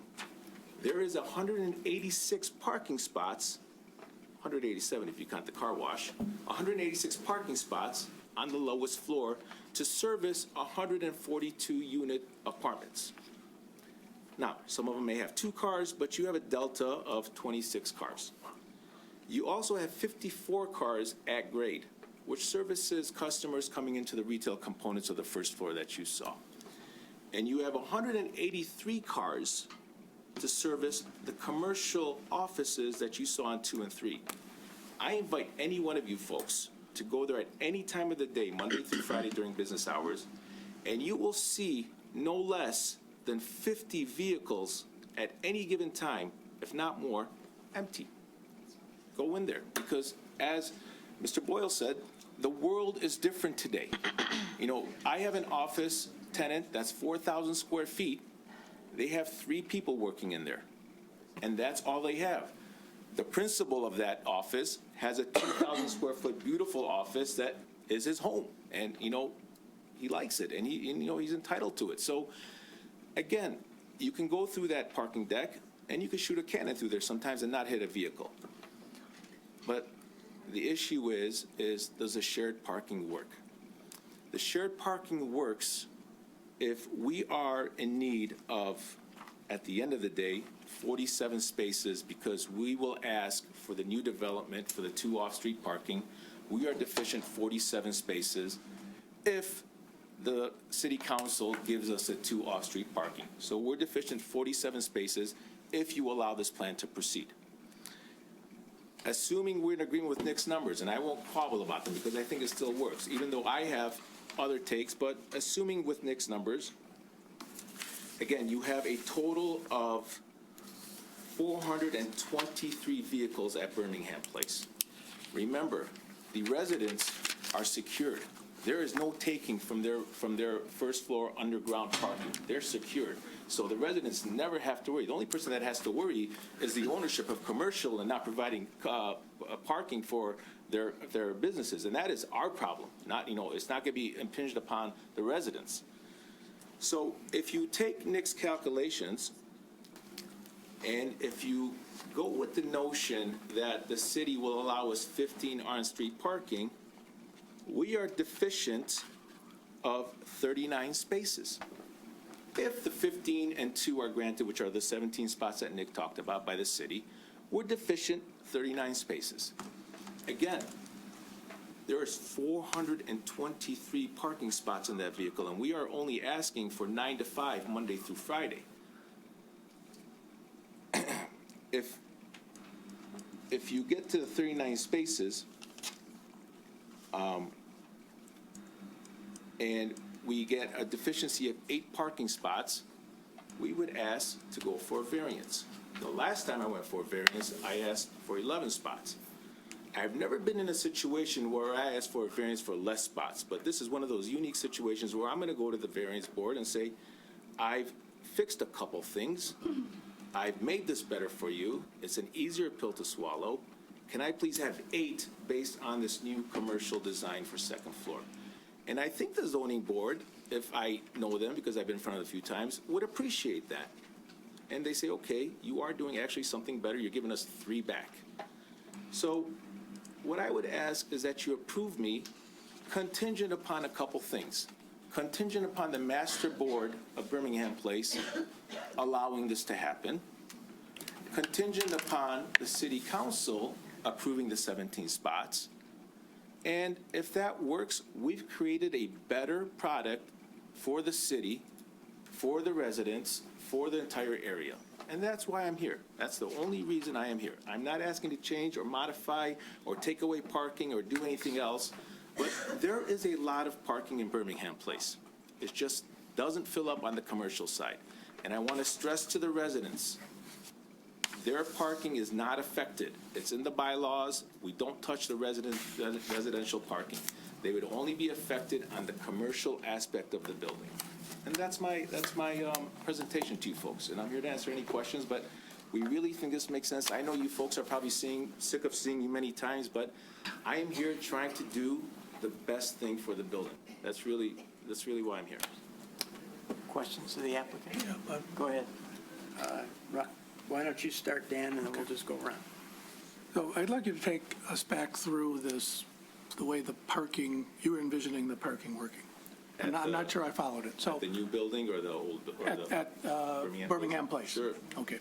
So I didn't jot the numbers down, but you said there's 142 units. 142 condo owners, individual condo units, individual keys. And you said they have their own separate floor On the ground. of parking. Under one One floor below grade. below grade. Okay. And how many spaces are down there? Excuse me. I'm sorry. Could we ask the audience maybe to be a little bit more quiet? I'm having a really hard time hearing, and this is also my question. Okay. Thanks. So, 186. so there's 186 on the below-ground floor. Correct. Okay. And are you saying that the, Commercial? no, hang on, the difference between 142 and 186, whatever that is, I don't know how the numbers work out, but you're saying that, are you saying, under no circumstances will the building permit, the building being 401 or 411 or whatever the address is, permit commercial folks, whether from 479 or 401, to go in that lower floor? Very good question. There's 142 units. According to Nick's calculations, you need 160 cars. We provide 186. Currently at Birmingham Place, only the residents are allowed to go downstairs. The commercial people's key fobs does not work for the garage doors to go downstairs. So no one on the commercial side can go downstairs unless you're let in by a building manager, which helping to have, if there's an emergency, obviously. Sometimes we have to clean the parking lots and sweep, and they kind of arrange vehicles to go downstairs, but that's a very rare occasion. But the key fobs that are assigned to all the commercial users does not access the parking areas for the residents. And that, as you envision it, would continue to be the case? Absolutely. And that's part of the bylaws. We've dedicated the ground floor for the Okay, residents. so next question. How many floors of parking are there for commercial? So there is at grade level, which is about 54. I think there's really 57, but let's just go with 54. And there's 183 on the second floor. Okay. And does anybody have access to this? I know you can drive into the first floor. I've seen that. Yeah, anybody has access to that. Residents, What about the second floor? no, residents are not allowed to go on the second floor. And what about the public? Cannot either. Okay, so Unless you have a key fob. if I'm visiting, so to speak, and because I've dropped some stuff off at offices there and what have you, I drive into the first floor, I might occasionally ignore a sign saying don't park here and run upstairs. We won't tow you. Please don't. But that, you're saying that can't happen on the second floor. You cannot access the second floor unless you have a key fob. So how, to whatever the deficit is, Sure. whether it's 39 or 47 or whatever, how do those people, whoever they may be, how do they access the parking within the building? Now, I understand, let me just say first, I understand what you're saying, that under current conditions, you don't really expect that you would call it a phantom deficit. But nonetheless, on a day, whatever it might be, Christmas Eve, whatever, that you need, that those spaces are needed. Right. How does the people at 470, the commercial customers, employees, what have you, at 479, get those, quote, extra So spaces? you have 183 plus 54 spots. Those spots are never, ever occupied fully. You can go there any time of the day. Now, I get that, I understand that, but So you're saying. How do you get access? how, if in the. Okay, I understand. Yeah. So, yes, absolutely. So if you are a tenant in the new building and you need to park in that old building, our manager would create key fobs especially for those limited selected number of people that would access the second floor. So you would say that you would be accepting as a condition that there be, whatever the number is, X Right. key fobs created to be doled out for appropriately authorized people at 479 to go park and come back and bring their key fob back. Well, they would be assigned a key. If this building is, if there's excess parking that's needed, the patrons the occupants of this building would be given a key fob to access the second floor only, and that would be recorded, would be followed, it would be, so they would get a key fob to access the second floor. I don't know if I'm answering your question. No, that's what yes, you are. That's what I'm trying to understand the mechanics of. And to stress again, no key fob will be given to the underground level to any commercial user, whether it's at 479, the new development, or at this current Birmingham Place development. And although it's not in section G3, it's in G4, which talks about the shared parking agreement. I'm trying to, assuming that this all was to be approved, would you have a problem with recording the fact of all, everything we just gone through? on the public record, so if the condo owner, somebody, you said you own, the commercial condo is one unit? Correct. Okay, so if you sold the commercial condo to John Doe, he couldn't come in and say, I don't know anything about that. No, so what Nick has told me, that it'd be a lease that would have to go for, I think you said 99 years or something like that. I mean, it'd be a significant lease that would tie the land. I mean, there's a lease, and that's a legal binding document. So even if we sold it, that lease would carry with the land, and we would record that memorandum of lease also. Okay, that's what I was getting at, is making it of record. But just to kind of clarify, if this is a furniture store, we're not going to need that many cars. I mean, I think it's common sense that you don't need, there's not 50 people, if you follow the ordinance 1 per 300, you're not going to have 50 people dwelling on a second floor. And that was the point I think Nick was trying to make. If you get a restaurant there, that's going to be much different, and obviously they can put a stop to that. So, two observations about that. The first is that I think that may well apply to our discretionary decision about whether or not to do the maximum credits.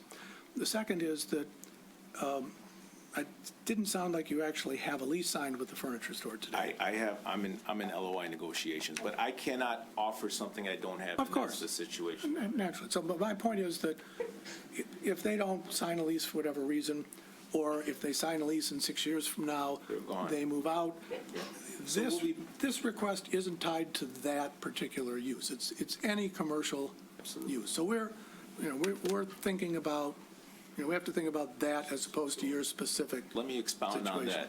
In 5 years, this furniture store is gone, and I have another commercial user, and it's somebody on the list, and let's just say it's a restaurant. I come back and say, guys, can I put a restaurant here? Nick is going to tell me, you don't meet the code, find a different use. And we'll have to continue finding different uses until we fit in to what's been approved, which is, the deficiency that I have. Yeah. And the other thing, and I don't know that this necessarily leads the board or me personally to any particular conclusion, but, this is a long-term issue. Your building's going to be there for decades. Hopefully, it'll be successful for decades. Today, office use is down significantly from what it had been pre-pandemic. 20 years from now, it might be back up. Parking may never be an issue because everybody may be taking Ubers or self-driving on whatevers, but it might be. So I want you to just be aware that we have to think a little longer term Absolutely. than you're thinking. So, I can appreciate that. okay. All right, thanks. Appreciate that. Comments over here? My question was answered. Thank you. Okay. Bert, you have anything? Anything else? Okay. I don't have anything further.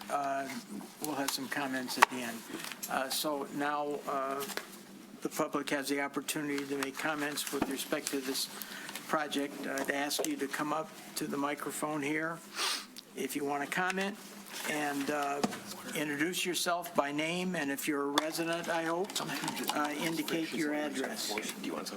I think I might pass. Here you go. Oh, it's good. The government's voice. Have you got one? Yeah. Or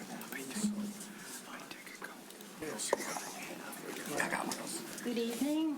Thank you very much for having public comment. There are a lot of us here this evening who have something to say, so I'll be as brief as I can possibly be. And it would be James Scher. Is that right? Daniel. Commissioner? I can't read the name. Oh, I'm Dan Scher, if you're not familiar. I cannot read your name. It's Dan. I'm Dan Scher.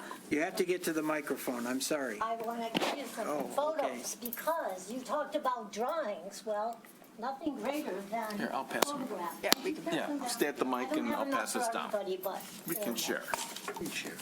Just one here. So again, my name is Kat Hardy. We've been a resident in Birmingham Place since '21. My husband, Tom Hardy, had a law firm in the building for over 20 years, so we've been taxpayers for a very long time. One of the reasons that we moved to Birmingham Place was, well, a couple of reasons.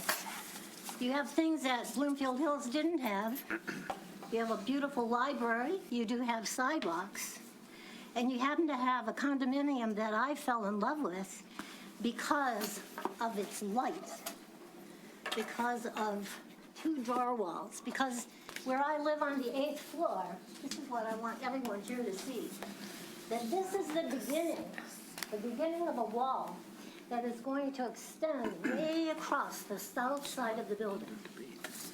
That's what residents who live on the south side of the building, approximately 20 to 23 residents, they're going to be looking at this wall instead of a one-time beautiful view they have of Woodward Avenue.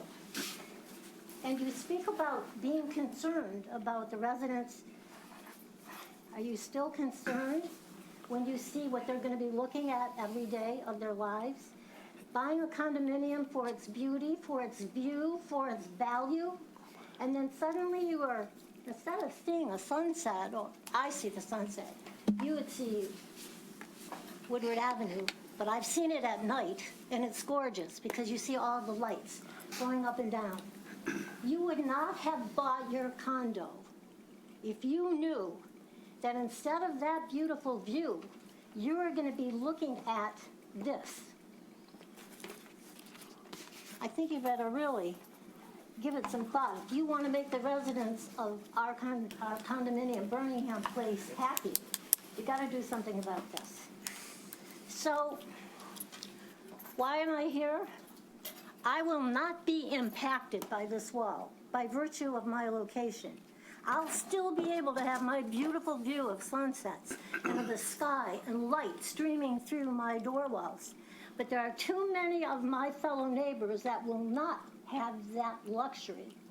And I think it's very unfair to your taxpayers that this is going to be allowed. I hope that there'll be some changes. I know you want to hear about parking, but I'm one of the residents here. I'm concerned about parking. Most definitely I am. You asked some very good questions. I'm not satisfied with all the answers you received, but I am here because of this albatross. Thank you. Thank you. And while you walk up, Miss, just as an FYI, just procedurally, you need to be addressing the chair. Sure. And speak as clearly as you can into the mic, just so we can get it for the record for those listening. Sure, I'm Kate Thank you. McNevin. I'm a resident since 2008 in Birmingham Place. I purchased, unfortunately, a condominium at 518 in 2019 and spent upwards of $1 million on the 5th floor, and I paid a premium for that condominium so that I could have an expanded patio. I was told that because they had approved a 5-floor unit next to us, that my view, my building, my property value would not be impacted. However, this is what I look at from my balcony every day. However, I'm here to talk about parking. So to the board, I will say the following.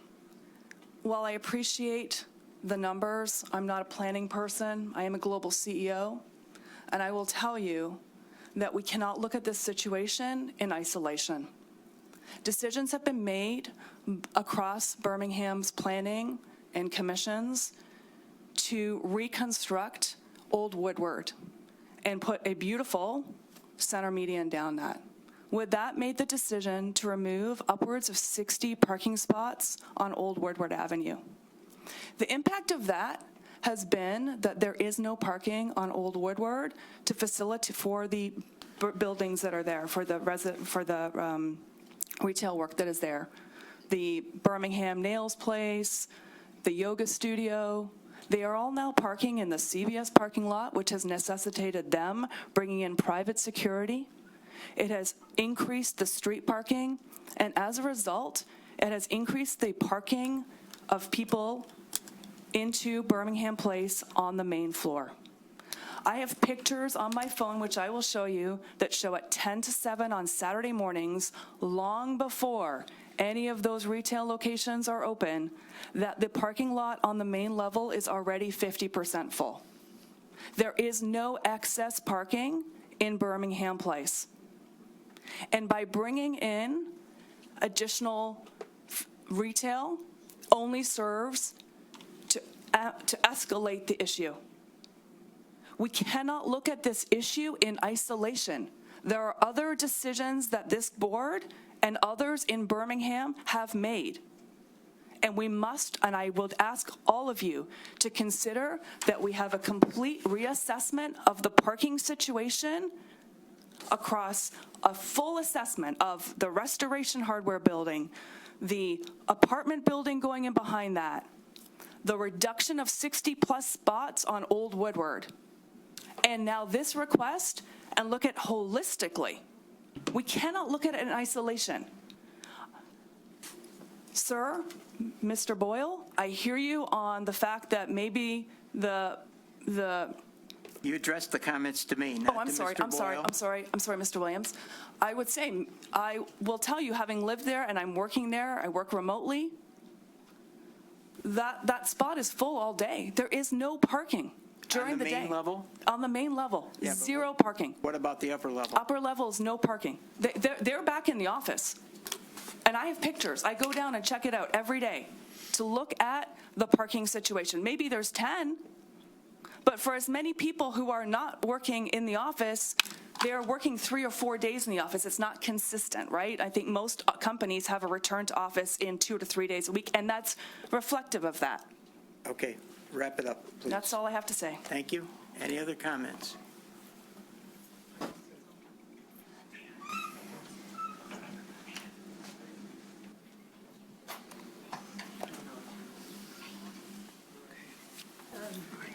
Good evening.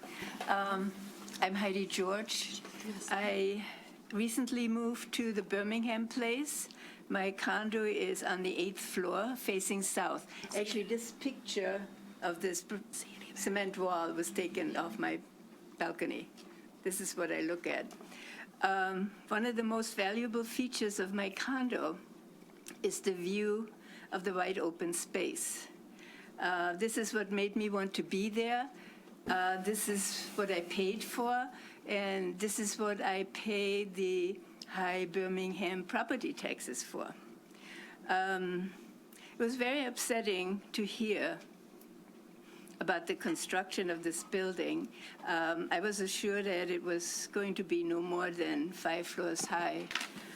Judging by the height of the elevator stair shaft and which is actually going all the way up to the 9th floor right now, which is going to make this new building a lot taller than expected. I'm going to be facing this cement wall from my windows. This is going to make it extremely hard for me someday to sell my place. There are actually many other issues with the building this close to the existing condo building, and it includes privacy and quality of life. I can see where the tenants are literally in each other's living space. There's going to be no privacy. So I'm asking the planning board to take a serious look at the floor plans and size of this building, and please make the necessary changes. Thank you. You know, we've had, before the next comment, Nick, can you answer the question, or the planning department, the construction ongoing on the site, is it in excess of the site plan that was previously approved as to height?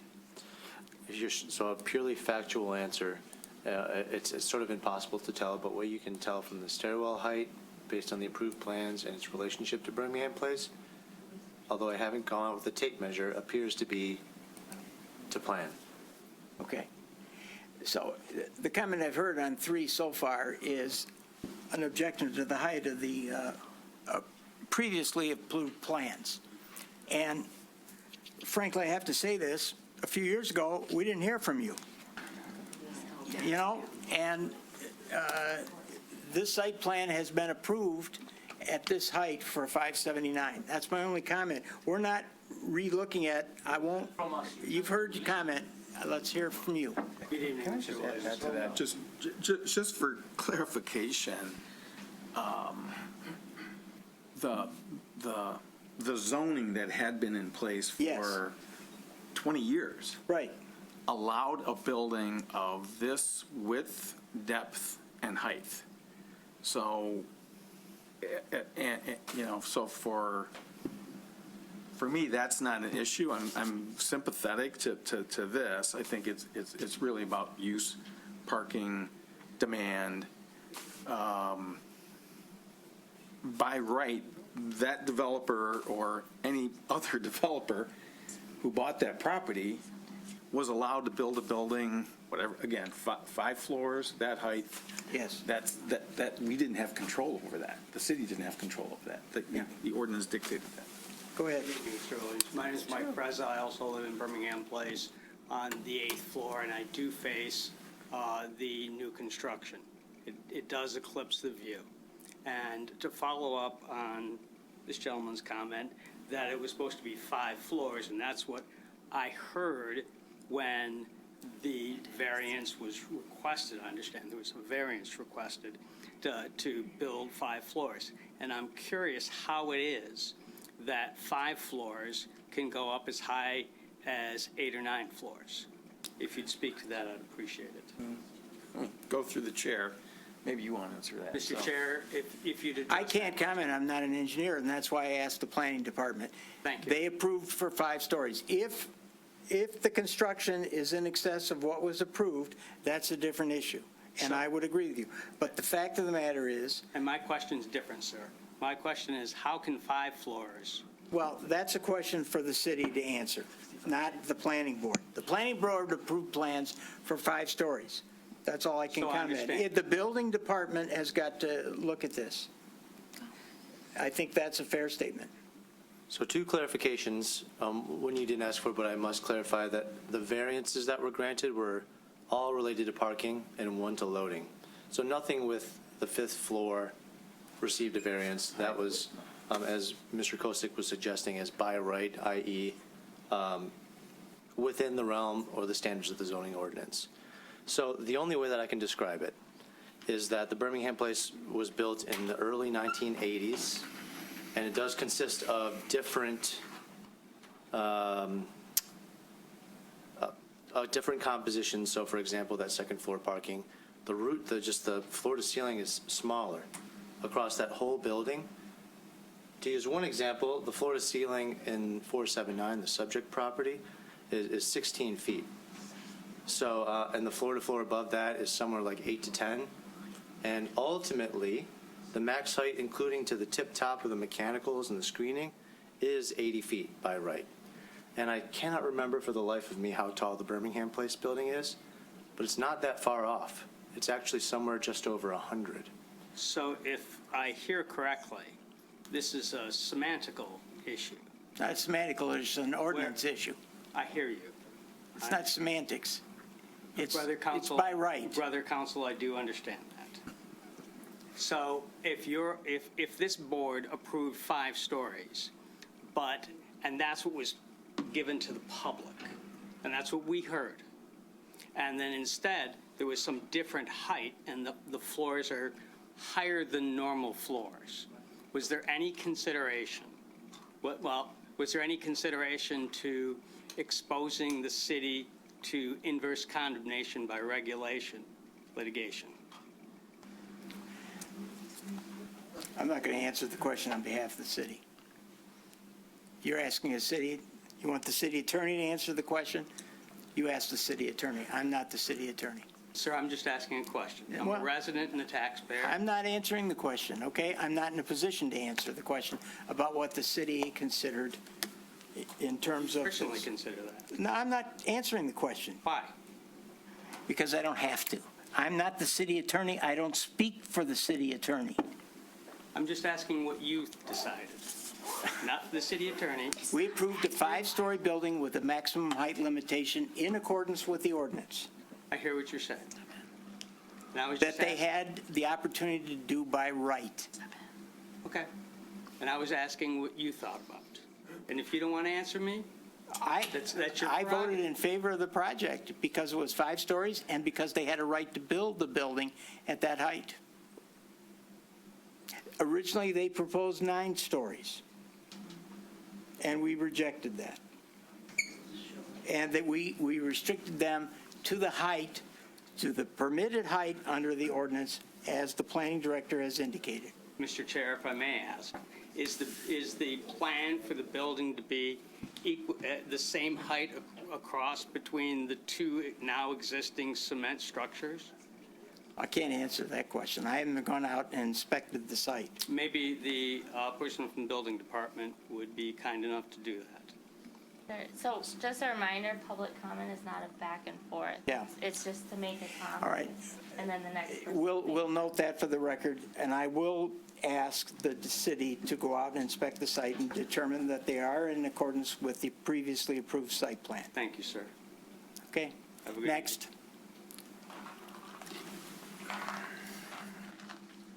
So Bill Kolb, I live at 411, 5th floor also. First of all, on the bottom floor of the ground floor of 411, commercial tenants can get space down there, and there are spaces leased down there to tenants in that building, commercial tenants. That's number one.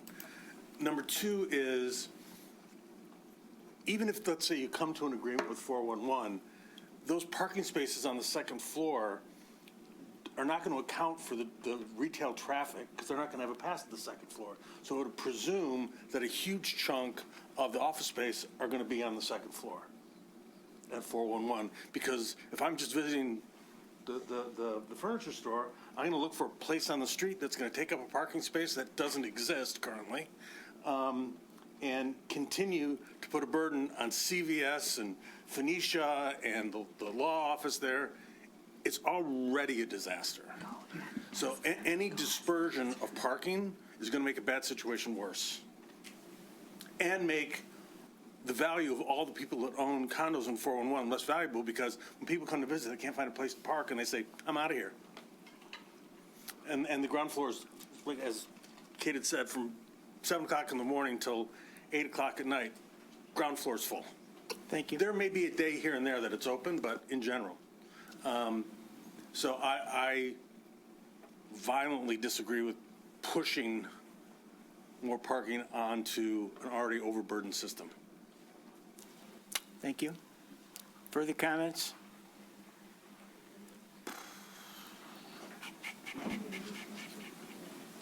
Good evening.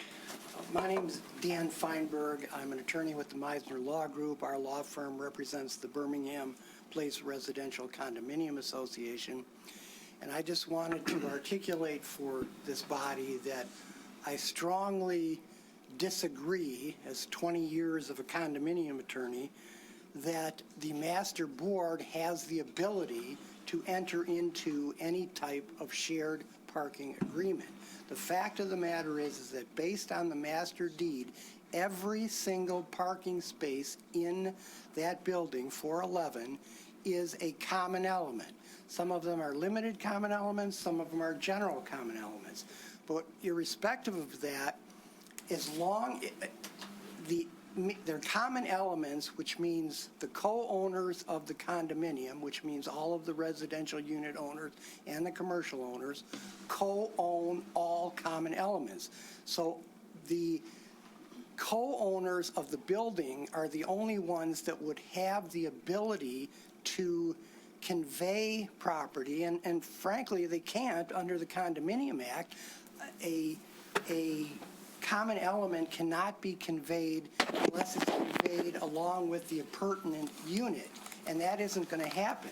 The Condominium Act also provides that leasing of, let me back up, limited common elements can be assigned, but they can only be assigned to co-owners in the building, and they can only be leased under the Condominium Act in accordance with the specific terms of the master deed. And the master deed presently does not provide for the leasing of any of these common elements. So I think that this whole discussion about shared parking is a complete, is moot.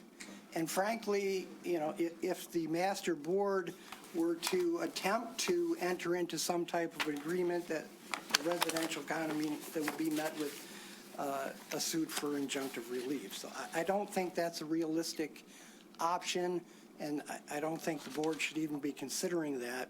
And just wanted to make. Thank you for your comments. I'll be brief. I can see the board's getting impatient. I don't blame you, me too. Your name? Larry Rockhind. I live at Birmingham Place. I do want to make comments directly on what's been said tonight. Really wasn't planning on saying much. One, somebody mentioned earlier concerning the church that one of your primary concerns is safety. Me too. It's a big, big issue in our parking garage. It's one of those old-time narrow ones with lots of columns that leap out and catch my wife's car and my car when we're not expecting them to. But we have some real safety issues. I'm sympathetic with that view, by the way. We've got some real safety issues in terms of the ramps when you come out and you make turns. And there's possibilities, and we've had some real close calls of serious injuries because there's not a lot of room to get on and off those ramps. And if you drive in that facility, there's not a lot of room to make turns and maneuver. I understand. If we're going to put more cars in there, somebody needs to be thinking about how you're going to manage that traffic overload, and nobody's mentioned that at all. Secondly, I asked through the chairman, the board, to take a good look at these ordinances because the actual uses of the space, because I am a lawyer and I spent a long time looking at this over the last couple of days. I'm retired.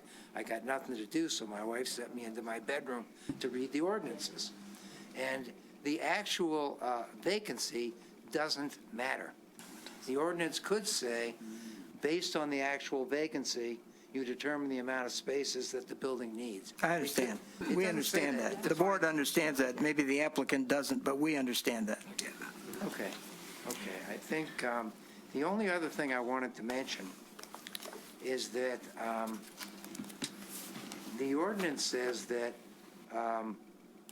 shared parking can be used for, quote, other than residential, for buildings used for other than residential purposes. I don't think either one of these buildings qualifies under the ordinance. And I think Nick has an answer for you. No pressure, Nick. And perhaps it's an answer, but maybe not the one you're looking for. Just general land use planning policy. A residential building would mean just that, a building that's all residences. Mixed use is a land use that we as planners and planning boards and planning professionals also recognize, just as we would a commercial building that's all commercial. It's my friend who's been practicing Thank you. law. Just give me 1 second, if you would be so kind. I would appreciate it, because I know you've been practicing law 1 year longer than me. It could have said buildings used other than exclusively for residential purposes. It doesn't say that. So I would just suggest you consult with your city attorney, because I think you're about to spend a lot of time to do something that the ordinance doesn't permit you to do. I think. Thank you.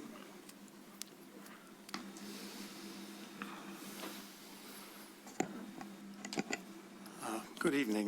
My name is Sam McKnight. I'm a resident at the Birmingham Place. I've been there a couple of years now, and for the last several months, I've been a member of the board there. So, which board? The residential board. Residential board. I know you folks are all volunteers, and you're volunteers here because you want to make a difference for your community, and I appreciate that fact. I want to talk a little bit about the approval of the site plan for the building next door. I've looked back at the records as best I could, and it looks like that occurred apparently in March of 2023. And it appears that, based on a memo from Mr. Dupuy, the Planning Commission received a memo, and it ended up with some alternate recommendations that are, by the terms of Mr. Dupuy's memo, intended to go to the city commission. And I understand that the planning board undoubtedly looked and examined that memo, evaluated it, but I've looked at the city records as best I could, and I could not find a single record that said the city commission approved that planning memo or approved that final site plan. And in fact, when I look at the city ordinance, that is the role of the city commission. When I look at the planning department ordinances, that is the role of the planning department to make recommendations to the city commission. And I can guarantee you that if the residents of Birmingham Place knew that that was going to the city commission, as I think it should have, they would have been there. They would have been there.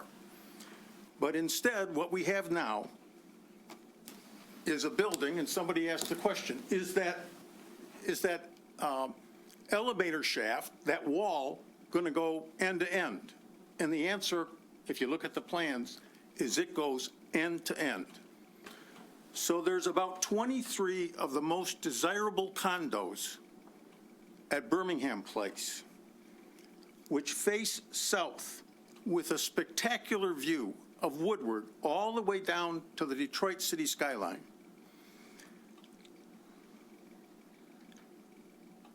And this proposed building is going to crush the value of those 23 units. 20 feet from their window, they're going to be staring at a wall. And that proposed building is going to diminish the value of every other unit in that building. Now, when I look at the planning department memos, including the one that came to you today, they point out that any building proposal should be compatible with the buildings of its neighbors. And they actually say that it is probably going to increase the value of the adjacent building, Birmingham Place. That is nonsense. It's going to crush the value of about 23 units and diminish the value of all 142 units. That's a really, really bad result. And so I hope that you'll take a look at that and the authority of the city and responsibility of the city commission to make reasoned, informed, public judgment about whether or not to approve a building that has that kind of an impact. Now, let me speak just a little bit about parking. If you shoot a cannon in that first floor, you'll knock out a bunch of cars, because that first floor is almost always occupied. And not just by the commercial tenants, but also by the residential tenants, and also by the guests and invitees of the residential tenants, and the guests and invitees of the commercial tenants.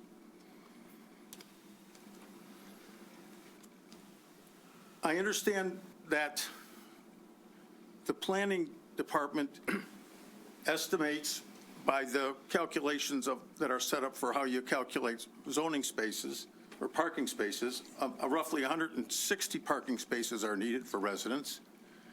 In fact, if you look at the master deed documents, there are 172 residential parking spaces. So the shortfall is closer to 60, not 47, not 25.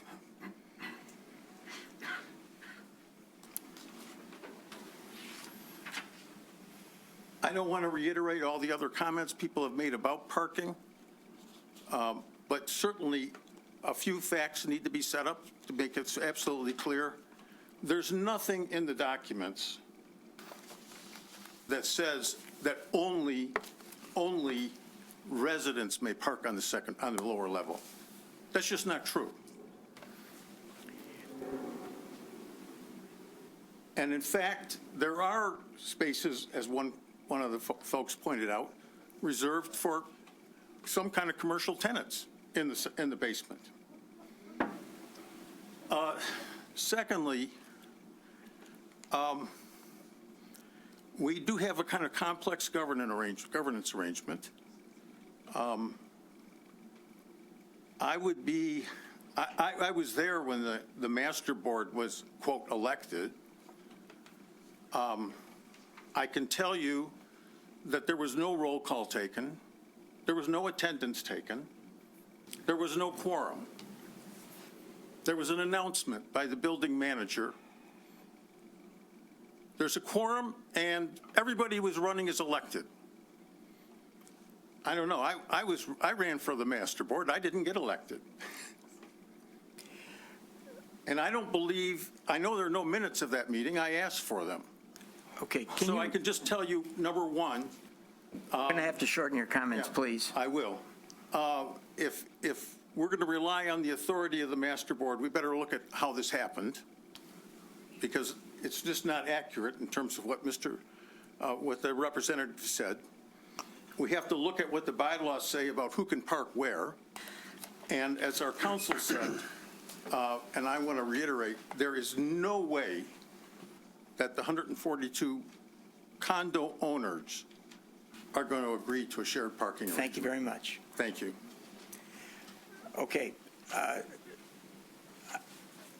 there any other comments that are new and different than what you've heard? You've already made a comment, ma'am. You're done. But I have a clarifying question, actually. Can I ask? We don't answer questions from the public.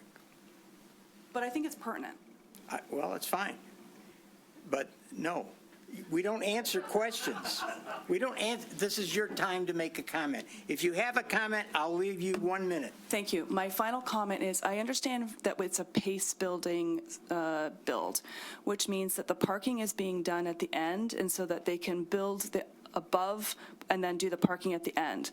So to amplify the parking concern, what is the time lag? And maybe the planning, Nick, maybe you know this, the time lag between when the building is completed and when people are moving in and when that parking, which isn't started, is done. Because everything I've read suggests that it's being built so that it can be opened above before the parking is started, which I think only serves to amplify the parking concern for an extended period of time. Thank you. Okay. Any other comments? All right. I'm going to offer my comments now.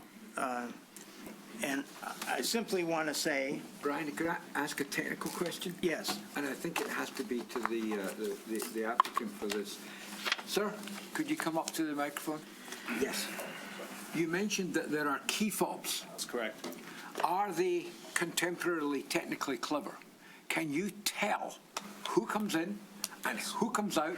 And can we see the records of that as a public document? We have a whole computer system. Each key fob is numbered. Each key fob is assigned. We can tell when the key fob was used, when you got in, when you got out. Would it not help our conversation if we saw that data that we could bring to bear in our deliberations further on down the road, because we're not going to sort it tonight? The short answer is yes, we can give you that data, but I think the obvious answer is we do have bylaws, and that bottom floor is considered only for residential. I stand corrected. There was one car that was stored, and we found out about it about 3 weeks ago. That person is out of town, and that person will have their car moved very shortly. So there is one vehicle out of all those vehicles that was let in by Michelle way back. Okay, thank you. All right. I want to make a comment now, and maybe some of you will want to leave then.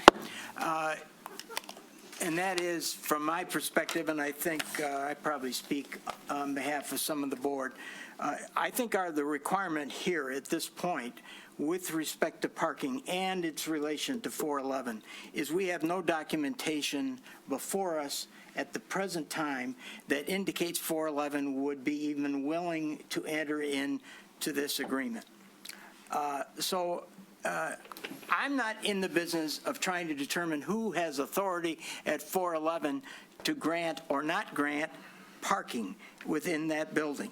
I would simply say, from my perspective, we would need evidence that any grant of parking in this situation would be authorized under 411, whatever the rules are. And secondly, we'll need an opinion of counsel for both organizations that this granting, should it come to fruition, would be enforceable.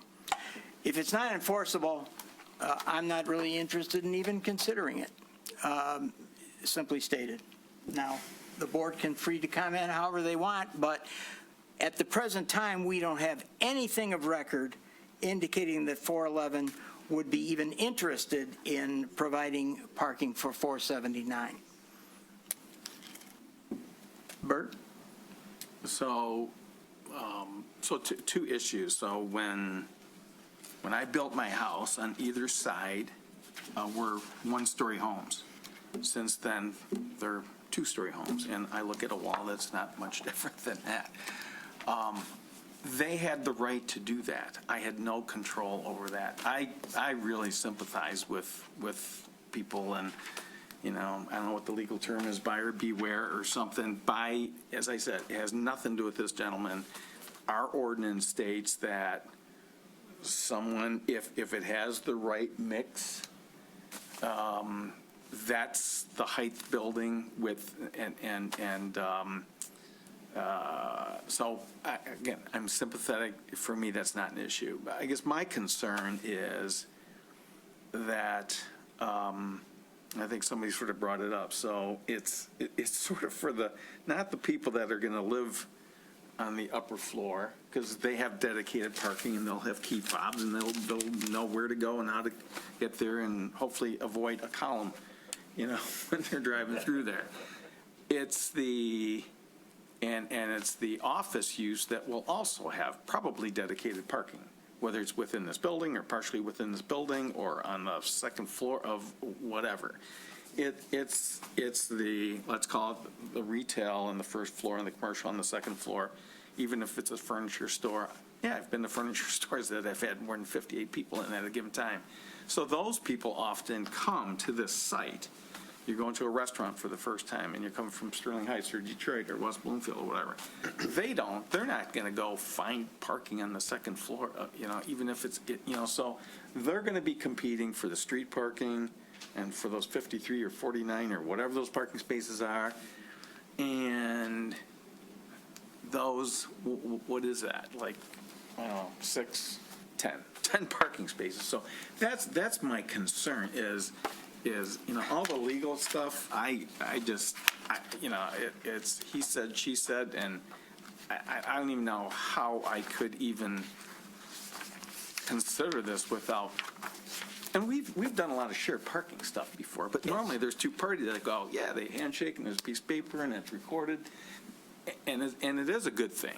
In fact, we talked about it earlier today.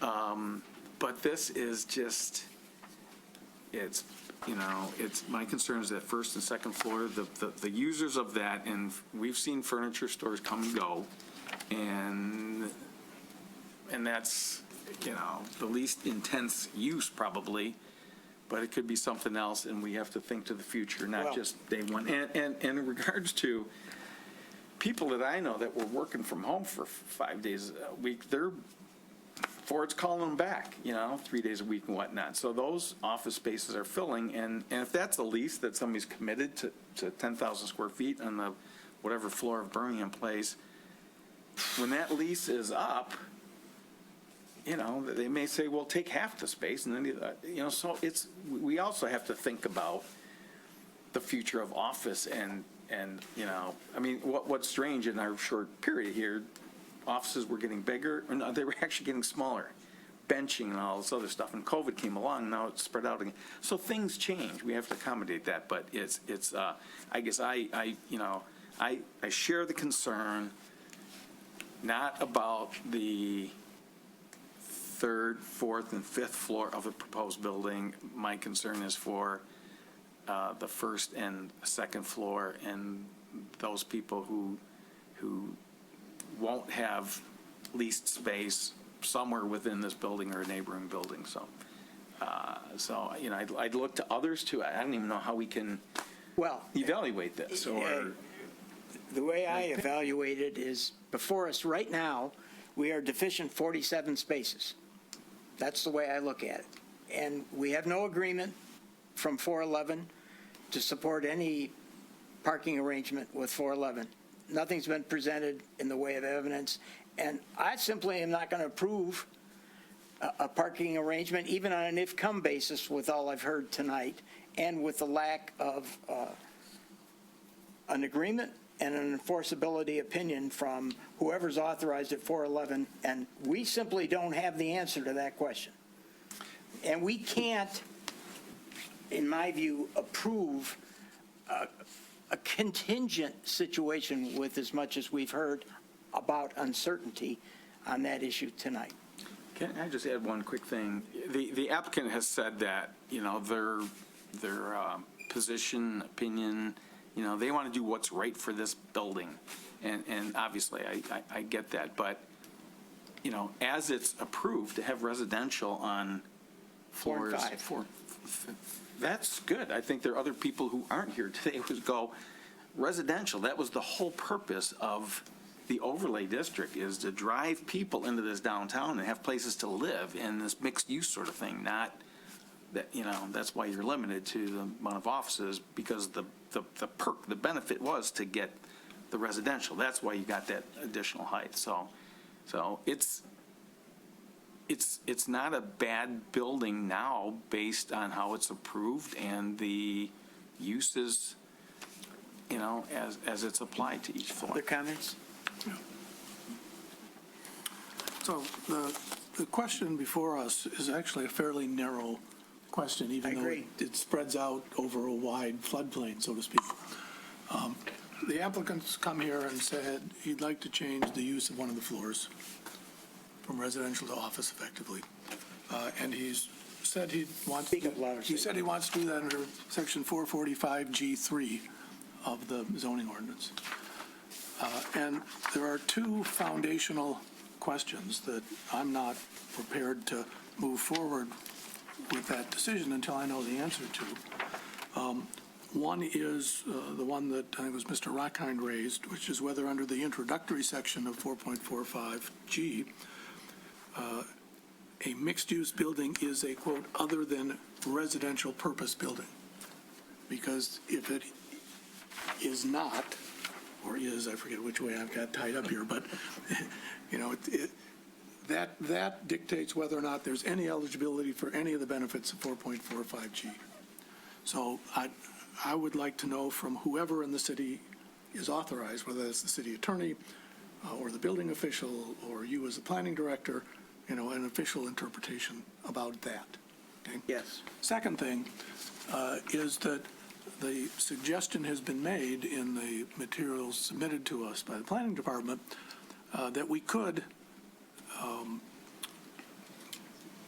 grant an approval subject to there being an appropriate, I'll call it sharing agreement. That's not really the terms that applies to G3. I'm not prepared to do that given what I've heard today about the complexity of the structure of the condominium or condominiums, whatever they are there, and the conflicting views that people have expressed about that. So that whereas there might be some circumstances where, I think as one of my colleagues indicated, people have come to us and said, hey, we have a shared parking agreement, and we've said that's fine, your approval is conditioned on showing us the agreement, recording it, making sure that it's real. I think those two things would have to be resolved before I could then, I think, intelligently and responsibly make some decisions about this particular application. So I would agree with the second one, which is basically what I said, which is we don't have any indication that 411 authorized representatives of 411 can even enter into the agreement. And in my view, until we've received that, as you've suggested, we can't move forward. I'd like to We add- shouldn't move forward. we shouldn't. We could, but we shouldn't. No, I agree with what my colleagues have just said. I would add a couple of items if we're going to add this all up. I think we could benefit from some additional data. Now, I know it's hard to collect and it's difficult, but we've heard from the public here about the chaos, I think that word was used, of parking in the southern part of Old Woodward. Could we improve our conversations next time by having some form of parking survey that would give us better data? And secondly, could we also get better definition, just a sheet of paper that would define the difference between office, commercial, and retail, and the appropriate ratios that go with it? Simply a bit of paper that's got that, the definition of what these are and the ratio for parking. And the permitted uses of commercial. Correct. Yes, okay. Could we add that to this shopping list Sure, of what we need to make a proper decision? Okay. So what's the pleasure of the board at this point? I mean, I would, given the complexity of these problems, I would move to I'd be prepared to move to postpone without date. But that means that we have to, renotice? Yes. We could postpone to a date. No, I think renoticing is a good thing in this circumstance. Okay, all right. I'm not opposed to that. So I'll move that this matter with regard to 479 South Old Woodward be postponed You mean without date. both matter? The matter of the site plan and design review for 479 South Old Woodward, Birmingham Towers. Right. Be postponed without date. I'll support. Motion by Mr. Scher, supported by Mr. Boyle. Any discussion on the board on the motion? To the public on the motion? Mr. Williams, I have a request. One of the different results would be to approve us contingent either on a shared parking agreement or a SLUP. We don't have a SLUP in front of us. I believe that was one of the choices, wasn't it, Nick? To allow either via shared parking. You haven't presented that as a proposal. No, and I think you're already good. Like, if you wanted to or pivot here and go SLUP, this would allow you the time to do so. So I think it's already built in here. So I could ask to say, so what I guess I'm asking Mr. Williams is one of the conditions is to allow me approve me contingently based on a SLUP, based on the ordinance that was No, passed. I'm not going to consider a SLUP at this point. You'll It's have not to apply before for us. it. It's not the motion that, it's not the site plan approval that's before us. You'll have to present that at another time. Fair enough, thank you. I would ask you to deny this. This has gone on long enough. There's no reason to postpone it, gentlemen. There's nothing you're going to get from a postponement.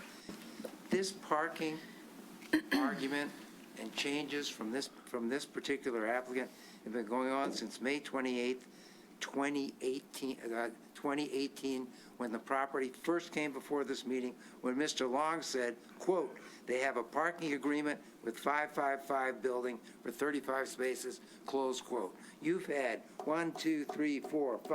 6 hearings on parking on this space, counting the hearing today. What in the world are you postponing it for? That's what's caused a lot of our problems. Deny the damn thing. What do you think you're going to do later? You're not going to have anything else that's going to help you decide this. You're not going to have opinion letters. You're not going to have a written agreement. You're not going to have any of that And stuff. then it won't ever be considered, will it? What do you mean it won't ever be considered? They bring it again when they have the stuff they need. They have the right to do that. I'm sorry. They don't have the right to have it. They have a right to come forward and request a SLUP approval. Yes, they do. They can do that from start. That doesn't stop you from denying it today. Okay, thank you for your comments. No. Even if they've spoken before. Pardon me? That gentleman's name she needs. Oh, that's Mr. Rockhind. That was Mr. Rockhind.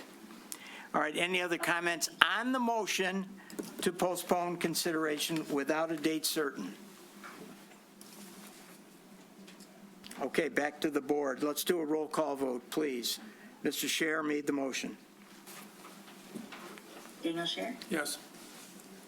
Robin Boyle, Yes? Bert Kosek, Yes. Janelle Whipple-Boyce, Yes. Brian Williams, Yes, Duncan Curry. Yes. thank you. That concludes this matter. Pre-application discussion.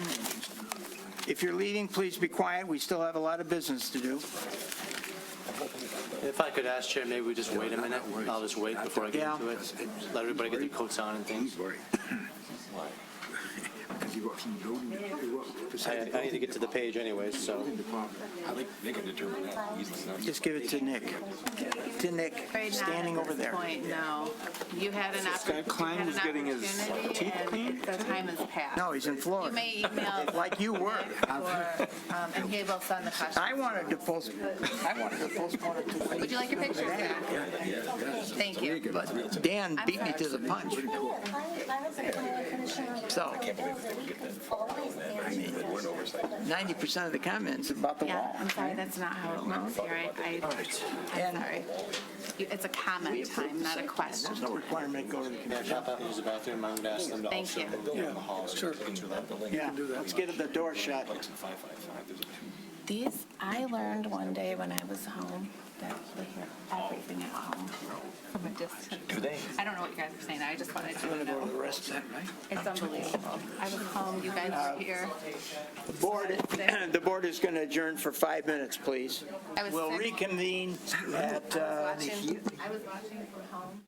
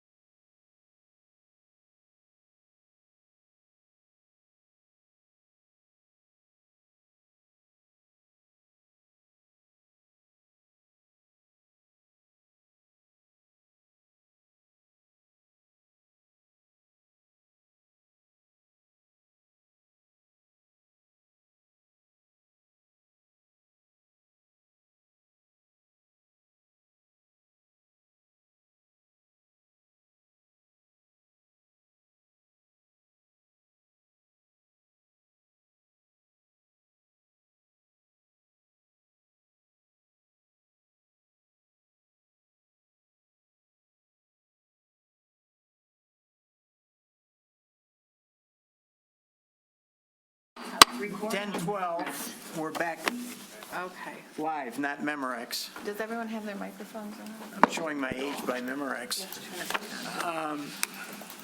There you go. Okay, the next item on the agenda, L1, pre-application discussion, 458 North Old Woodward Wilders Outdoor Dining Platform. All right, Dick? thanks. We're giving about 10 minutes to these, Yeah, you got it. I don't at really- most. Yeah, I think that would make sense. If we can do it in 5, let's do it in 5. Go ahead. So Wilder's Bistro approved in 2022 as a part of the new development in 460. It always had an outdoor dining deck. The outdoor dining conversation was sort of a saga Yes, during the special right. land use permit process, Right. where ultimately we This is on North Old Woodward. North Old Woodward, sort of at the bottom of the hill across from the park. So essentially what we ended up working with the applicant to do is move the dining to the street. Yes. It's a bistro, just as a note, bistros are required to have outdoor dining. We felt it was uncomfortable on the street, so they moved to a platform. I did provide for you the original design here, which was sort of trapezoidal, with 24 seats. That's a pretty fancy word, trapezoidal. You like that?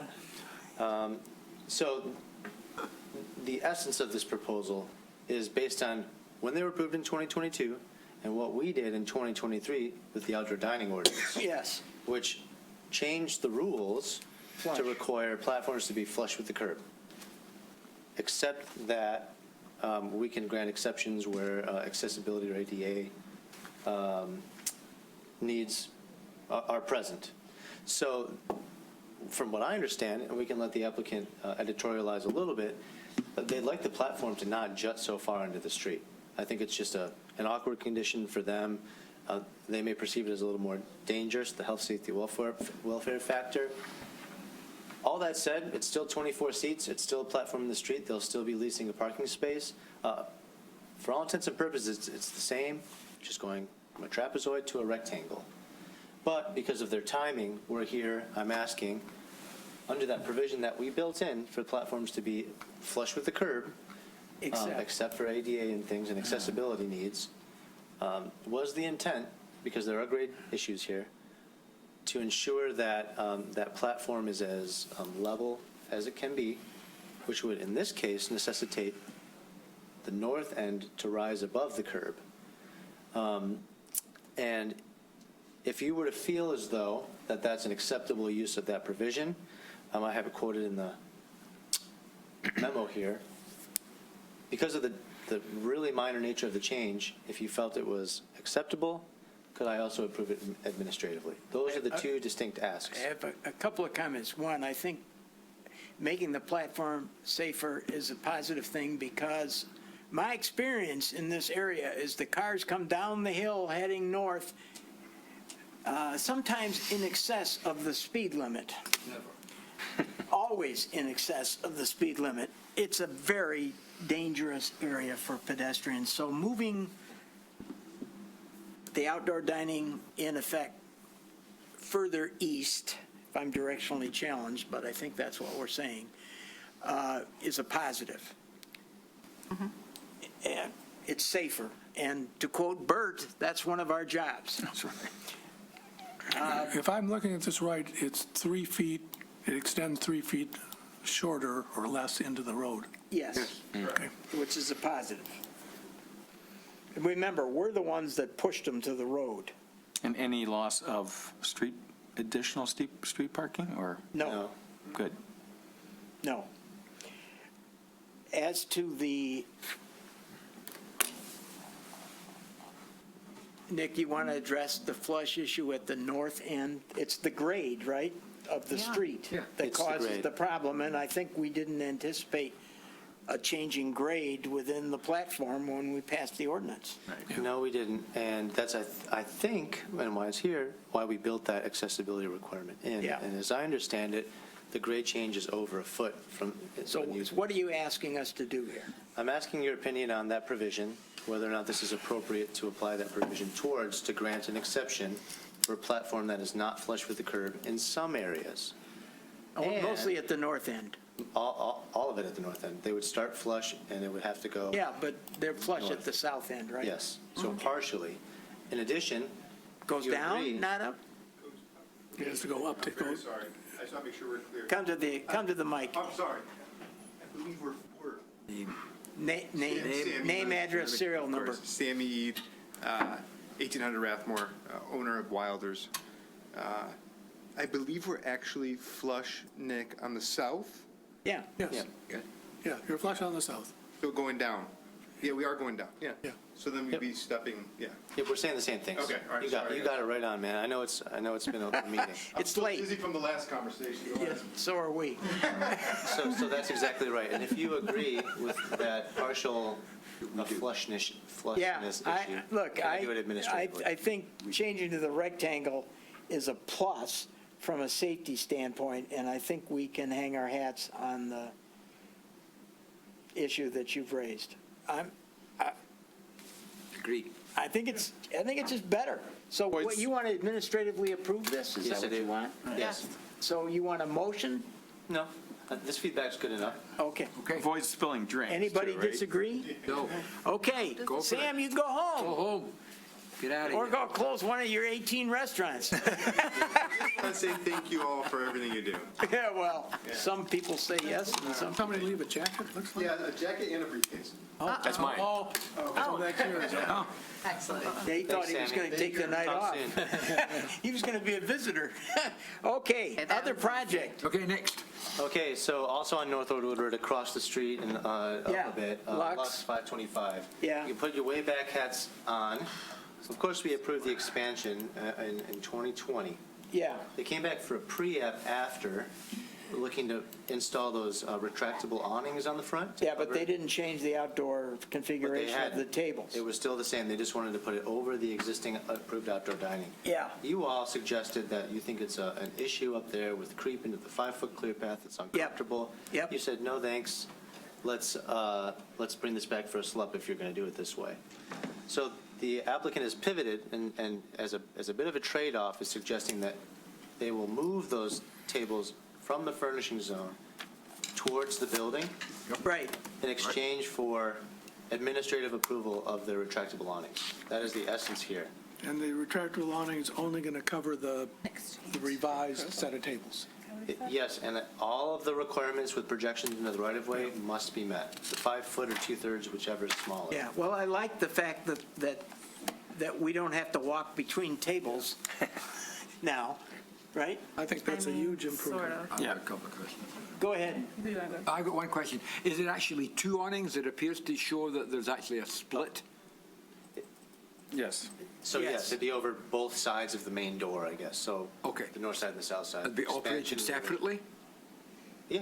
Okay. I just wanted to be clear that it was not one. Did the tables extend to the expansion area? Yes. Okay. They do now? Yes. Okay.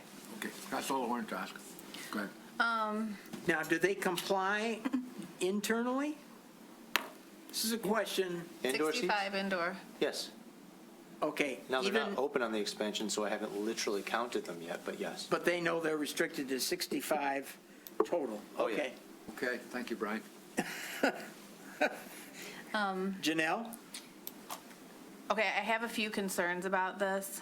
This has always been concerning because it's so congested down there and everything gets really sloppy and people push the planters out of the way and blah, blah, blah. So these are stanchions with ropes that are going to be dividing the spaces from the pedestrian walkway to where the dining is.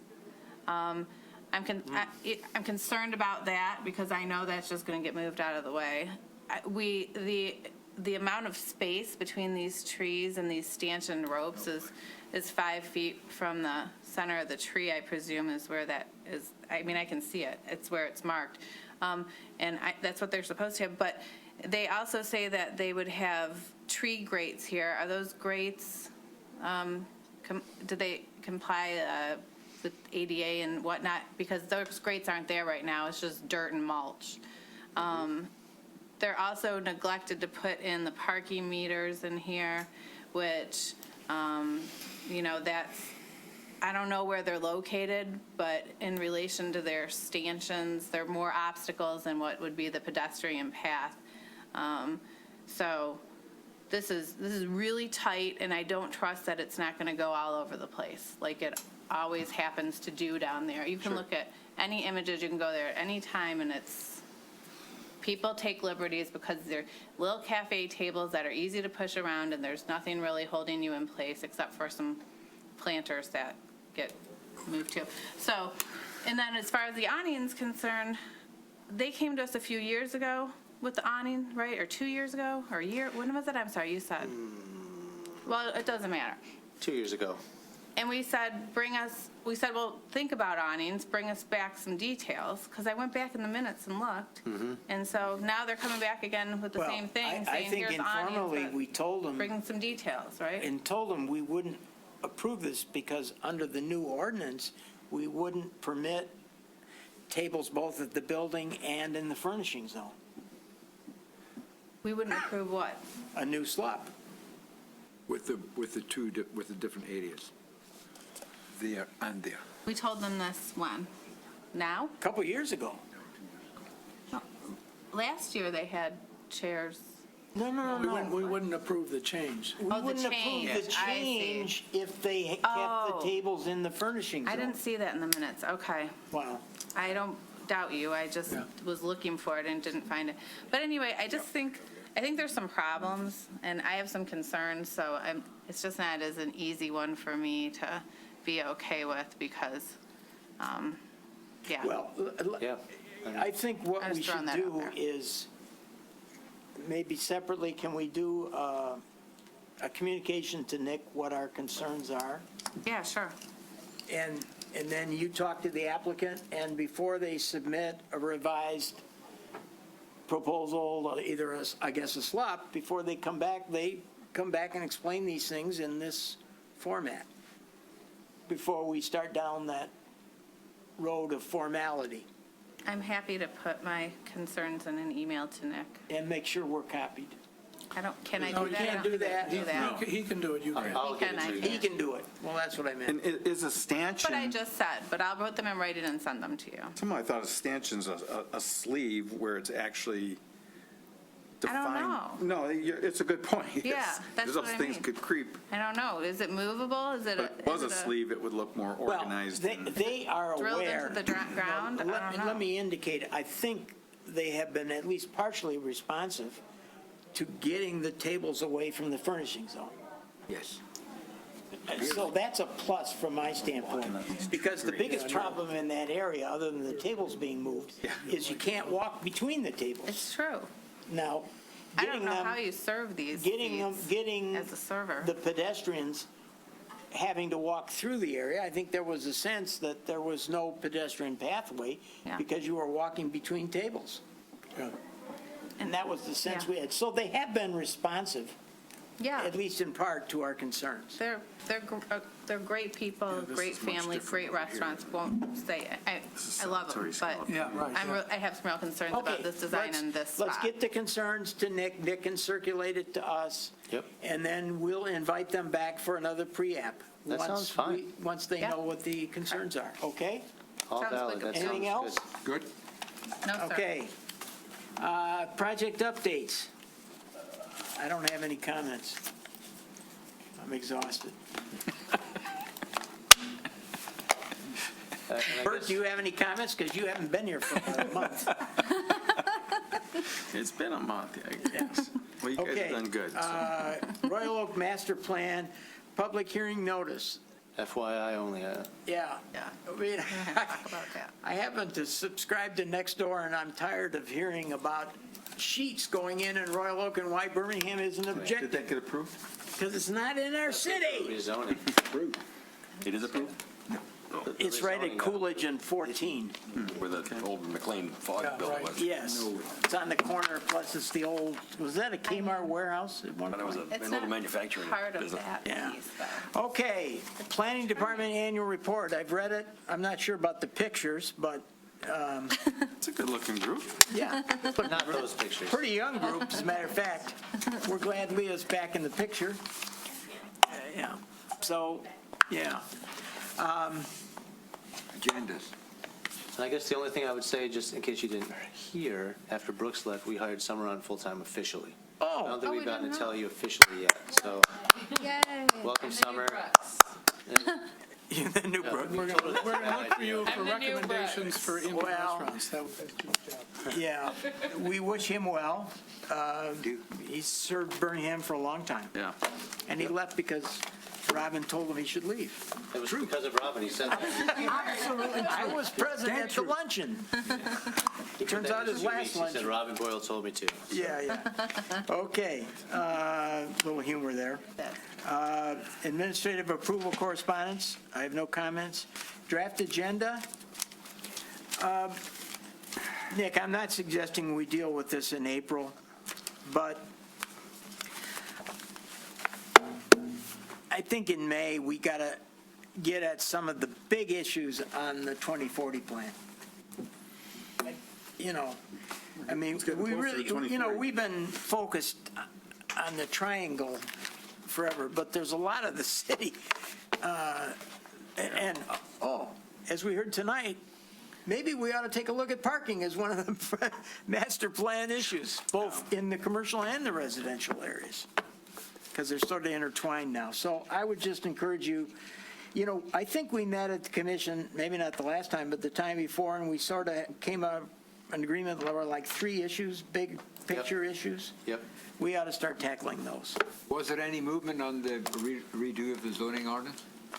Perfect segue. So as you're considering this, and I'll bring things just so you're aware, but as you're considering this, also consider that it is highly likely that we'll be working on an entire zoning ordinance refresh the next fiscal year. Good. In July 1. Great. Which will be a massive undertaking. Yeah, well, it may be the only thing we can do. It could be, but that's not to say we can't game plan and prep. We know some issues based on tonight, what we need to So address. just keep that in mind. I'm not opposed, we can talk about it, but what's that? Well, we got a new member, he'll dig in. Massive Well, we'll give him that task. Okay, well, I think Cool. that was one of the 3. Yeah, I'd love to personally tie up, just finish up this. Yeah, you I what know, that we've finish got finish here. up the triangle. I know we're all tired of it, but I would love to just be, Yeah, we'd be done with the triangle. So, I didn't suggest we deal with that in April, the 2040 plan. no, sure. That, my thought was May, but if we don't get it till July, that's fine too. And we want to congratulate Scott and Robin on getting reappointed. Oh, yeah. good job, guys. You know, and we kept quiet during the whole process. Okay, is there anything else that the board wishes to talk about that we haven't discussed or heard tonight? Okay, meeting adjourned.